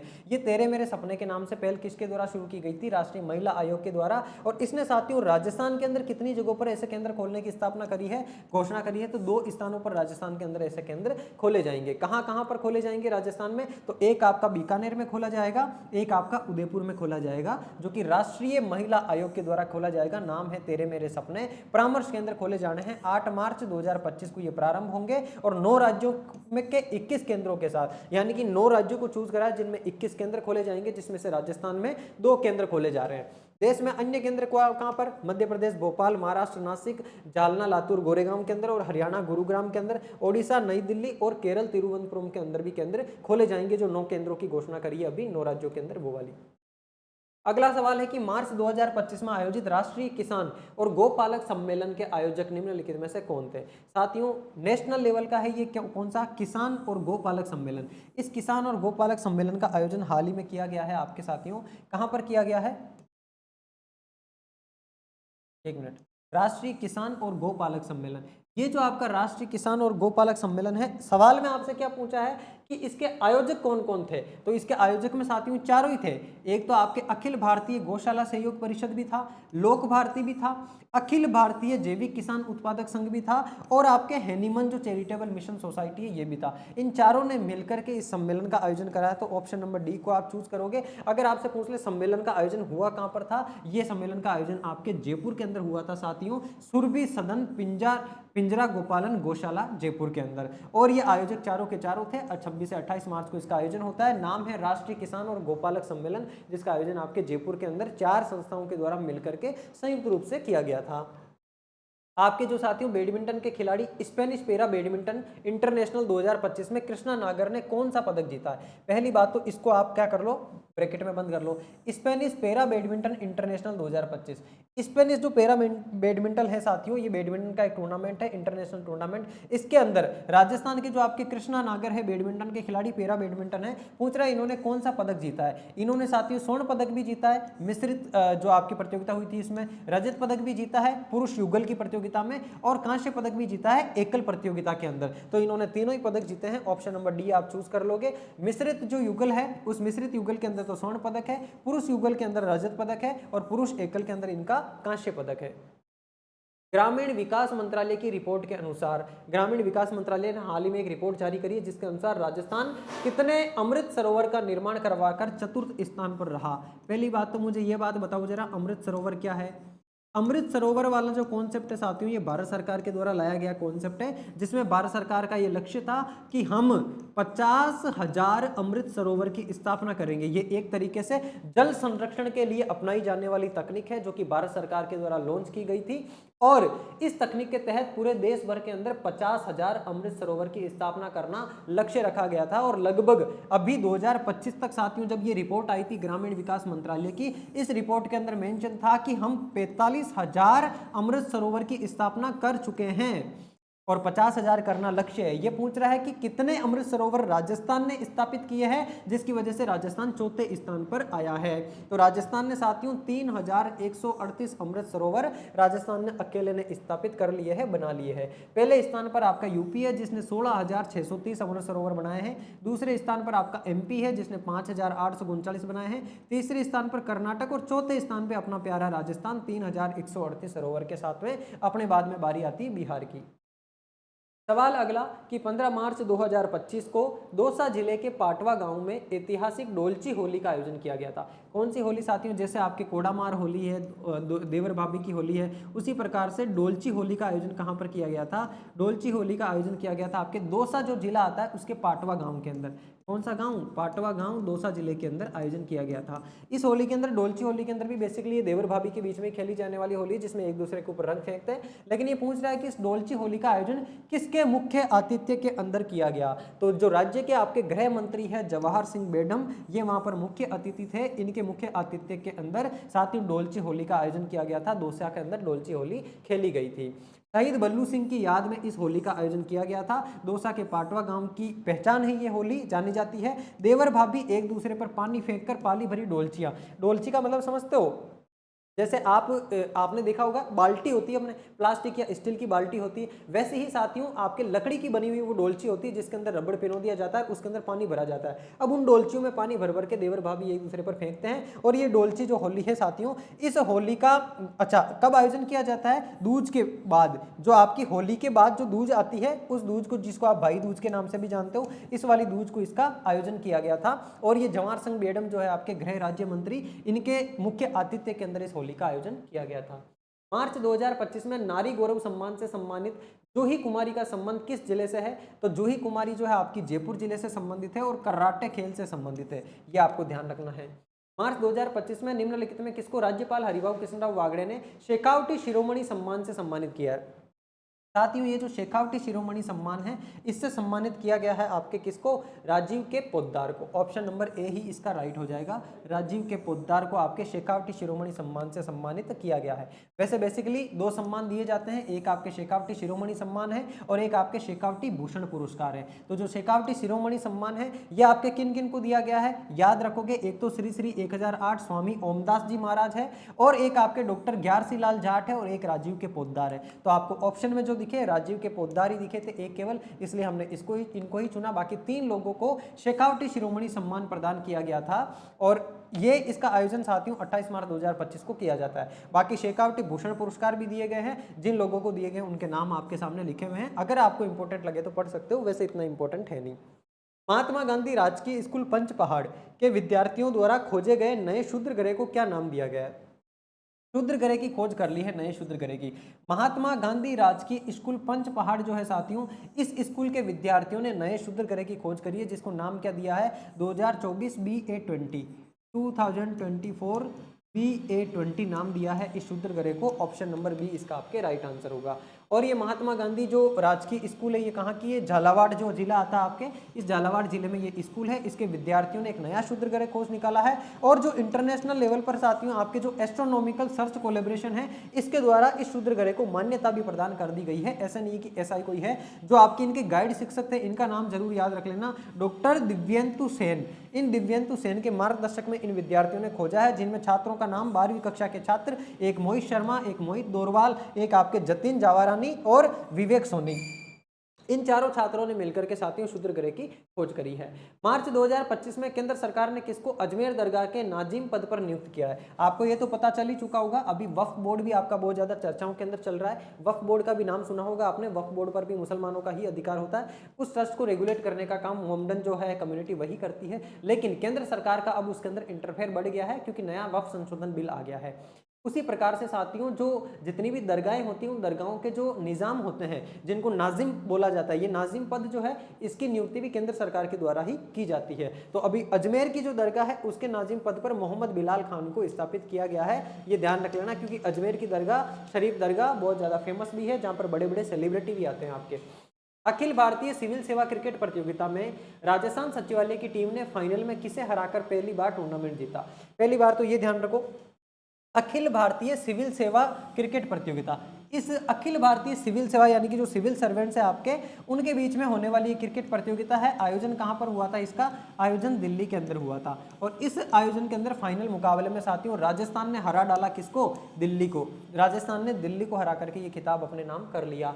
अंडर 20 राज्य स्तरीय फुटबॉल चैंपियनशिप का आयोजन कहां हुआ, जिसका खिताब जोधपुर अकेडमी ने जीता है? तो जोधपुर अकेडमी ने अंडर 20 वाली की बात कर रहा है साथियों, ये स्टेट लेवल पर जो फुटबॉल चैंपियनशिप होती है उसकी बात। जोधपुर के अंदर आयोजन होता है अंडर 20 वाली का। और अच्छा, जोधपुर अकेडमी ने तो ये खिताब जीता था। आयोजन हुआ था आपके चौगान स्टेडियम जयपुर के अंदर। चौगान स्टेडियम कहां पर है? जयपुर के अंदर। एक हमारे अजमेर में भी स्टेडियम है, चंद्रवरदाई स्टेडियम। एक अपने पृथ्वीराज स्टेडियम भी है अजमेर के अंदर। पृथ्वीराज स्टेडियम जिसको आप पटेल स्टेडियम के नाम से भी जानते हो, और आपके चंद्रवरदाई स्टेडियम चंद्रवरदाई के अंदर है। बड़ा स्टेडियम है काफी, यहाँ पर भी ज्यादातर प्रतियोगिताएं होती रहती है। लेकिन ये जो 20वीं अंडर 20 राज्य स्तरीय फुटबॉल प्रतियोगिता थी, इसका आयोजन आपके चौगान स्टेडियम में किया गया था, जयपुर वाले में, जिसको जीता किसने था? जोधपुर अकेडमी ने जीता था। अगला सवाल, थाईलैंड इंटरनेशनल मैथमेटिकल ओलंपियाड में किसने रजत पदक जीता? थाईलैंड के अंदर साथियों जो मैथमेटिकल ओलंपियाड हुआ था, इसमें रजत पदक किसने जीता है? जयपुर के आपके जैविक रुंगटा है साथियों, इनके द्वारा रजत पदक जीता गया है। ऑप्शन नंबर बी आप याद रखोगे। जयपुर में आयोजित 27वीं junior mister Rajasthan body building championship में जूनियर मिस्टर राजस्थान हासिम अंसारी का संबंध कहां से है? तो ये हासिम अंसारी कहां से संबंधित है? याद रखोगे, ये आपके डी, बीकानेर, उदयपुर या जयपुर, ये आपके जयपुर से संबंधित है। Option number D. कौन? हासिम अंसारी। हासिम अंसारी कौन है? ये आपके जूनियर मिस्टर राजस्थान है साथियों, बॉडी बिल्डिंग से संबंधित है। हाल ही में जयपुर में जो 27वें नंबर की junior mister Rajasthan body building championship हुई थी, इसमें इन्होंने साथियों कौन सा पदक जीता है? हासिम अंसारी ने चैंपियनशिप में। अच्छा, ये जूनियर वाला खिताब इन्होंने जीता है पूरा का पूरा। चलो, राजस्थान की कैडेट महिला टीम ने दिल्ली में आयोजित पहली राजधानी जूडो चैंपियनशिप में कौन सा पदक जीता है? तो राजस्थान की जो कैडेट महिला टीम है, इस महिला टीम के द्वारा साथियों कौन सा पदक जीता गया है? रजत पदक जीता गया है। ऑप्शन नंबर बी आप याद रखोगे। दिल्ली में इसका आयोजन किया जाता है और पहली राजधानी जूडो चैंपियनशिप में, इसका मतलब ये वाली जो जूडो चैंपियनशिप है, ये भी पहली है साथियों, जिसके अंदर राजस्थान की महिला टीम ने रजत पदक जीता है। दुर्लभ प्रजाति है जंगली बिल्ली की, जिसका नाम है केराकल केट। ये जो केराकल केट है, ये जंगली बिल्ली की एक दुर्लभ प्रजाति है। इसको हाल ही में पहली बार कहां देखा गया है? इस सवाल को स्टार लगा लो मेरे प्यारे दोस्तों, इस सवाल को स्टार लगा लो। पहली बात तो ये एक दुर्लभ प्रजाति है जंगली बिल्ली की, नाम क्या है? केराकल केट। ये इस केराकल केट को राजस्थान के कौन सा अभ्यारण्य में देखा गया? राष्ट्रीय उद्यान, ये राष्ट्रीय मरु उद्यान है आपका, आपको ध्यान हो तो, जैसलमेर के अंदर है। दूसरी बात करें नाहरगढ़ जैविक उद्यान, ये कहां पर है? ये आपका जयपुर में है, नाहरगढ़ जैविक उद्यान। अगली बात कर रहा है Mukundra hills tiger reserve. Mukundra hills tiger reserve कहां पर है? आपको अच्छे से पता है, जो आपके बूंदी, झालावाड़, चित्तौड़गढ़ वाला जो एरिया है, इस एरिया के अंदर आपके जो मुकुंदरा हिल्स टाइगर रिजर्व ये फैला हुआ है। टोडगढ़, रावली, ये वाला एरिया आपके कहां पर? अजमेर, राजसमंद और पाली, इस वाले सेक्शन के अंदर फैला हुआ है आपके अजमेर, राजसमंद और पाली, इन तीनों जिलों में फैला हुआ आपके टोडगढ़ रावली अभ्यारण्य। अच्छा, अब ये जो केराकल केट है, इस केराकल केट को कहां देखा गया? तो मुकुंदरा हिल्स टाइगर रिजर्व के अंदर इसको देखा गया है। कमेंट बॉक्स में मुझे कमेंट करके बताओ राजस्थान में टोटल कितने टाइगर रिजर्व है। वैसे देश के अंदर तो 58 टाइगर रिजर्व हो गए हैं। 58 में से 57वां आपका रातापानी था, 58वां माधव नेशनल पार्क है। इससे पहले 56वां आपका कौन सा था? तमोर पिंगला, गुरु घासीदास तमोर पिंगला। और 55वें नंबर का अपना राजस्थान का था धौलपुर करौली। अच्छा, धौलपुर करौली राजस्थान का 5वें नंबर का टाइगर रिजर्व था। इसका मतलब राजस्थान में टोटल टाइगर रिजर्व कितने? 5 है। उन 5 का नाम मुझे कमेंट बॉक्स में बता दो फटाफट से। और ये जो मुकुंदरा हिल्स टाइगर रिजर्व है, यहाँ पर साथियों दुर्लभ प्रजाति है, कौन सी? केराकल केट के नाम से जंगली बिल्ली की प्रजाति, इसको यहाँ पर देखा गया है। मनीषा चाहर को जानते ही हो आप, भरतपुर की रहने वाली शेरनी, हेड कांस्टेबल भरतपुर की, बहुत बार गोल्ड मेडल जीत चुकी है, पुलिस पदक जीत चुकी है। राजस्थान की किस महिला टीम का मुख्य कोच इनको नियुक्त किया गया है? तो राजस्थान की साथियों जो बॉक्सिंग टीम है, महिला बॉक्सिंग टीम, उस बॉक्सिंग टीम का इनको मुख्य कोच नियुक्त किया गया है। और हाल ही में जो 38th नेशनल गेम्स हुए थे, कहां पर हुए थे नेशनल गेम्स? उत्तराखंड के अंदर। इन नेशनल गेम्स के अंदर भी साथियों क्या जो राजस्थान की बॉक्सिंग टीम थी, उसकी मुख्य कोच कौन थी? आपकी मनीषा चाहर थी, राजस्थान के भरतपुर की रहने वाली है। राज्य के किन जिलों में शिक्षा मंत्रालय की पहल पर 50-50 विद्यालयों में ई वेस्ट मैनेजमेंट यानी कि ई वेस्ट मैनेजमेंट को लेकर के पायलट प्रोजेक्ट प्रारंभ किया गया है? तो ये आपके 4 जिलों में जयपुर, जोधपुर, कोटा और बीकानेर के अंदर शुरू किया गया। अजमेर इसमें नहीं आएगा। 1, 2, 3, 4 ऑप्शन नंबर बी अपना राइट हो जाएगा। मार्च 2025 में गुजरात के वडोदरा में आयोजित UTT para national ranking championship, कौन से की बात कर रहा है ये? UTT para national championship. Para national ranking championship. इस रैंकिंग चैंपियनशिप के अंदर साथियों केर गांव जो सिरोही का है, इसके माधुराम देवासी ने कौन सा पदक जीता है, आपसे ये पूछा है। स्वर्ण, रजत या फिर कांस्य पदक जीता है। माधुराम देवासी ने इसमें जीता है प्यारे साथियों रजत पदक यानी कि सिल्वर मेडल।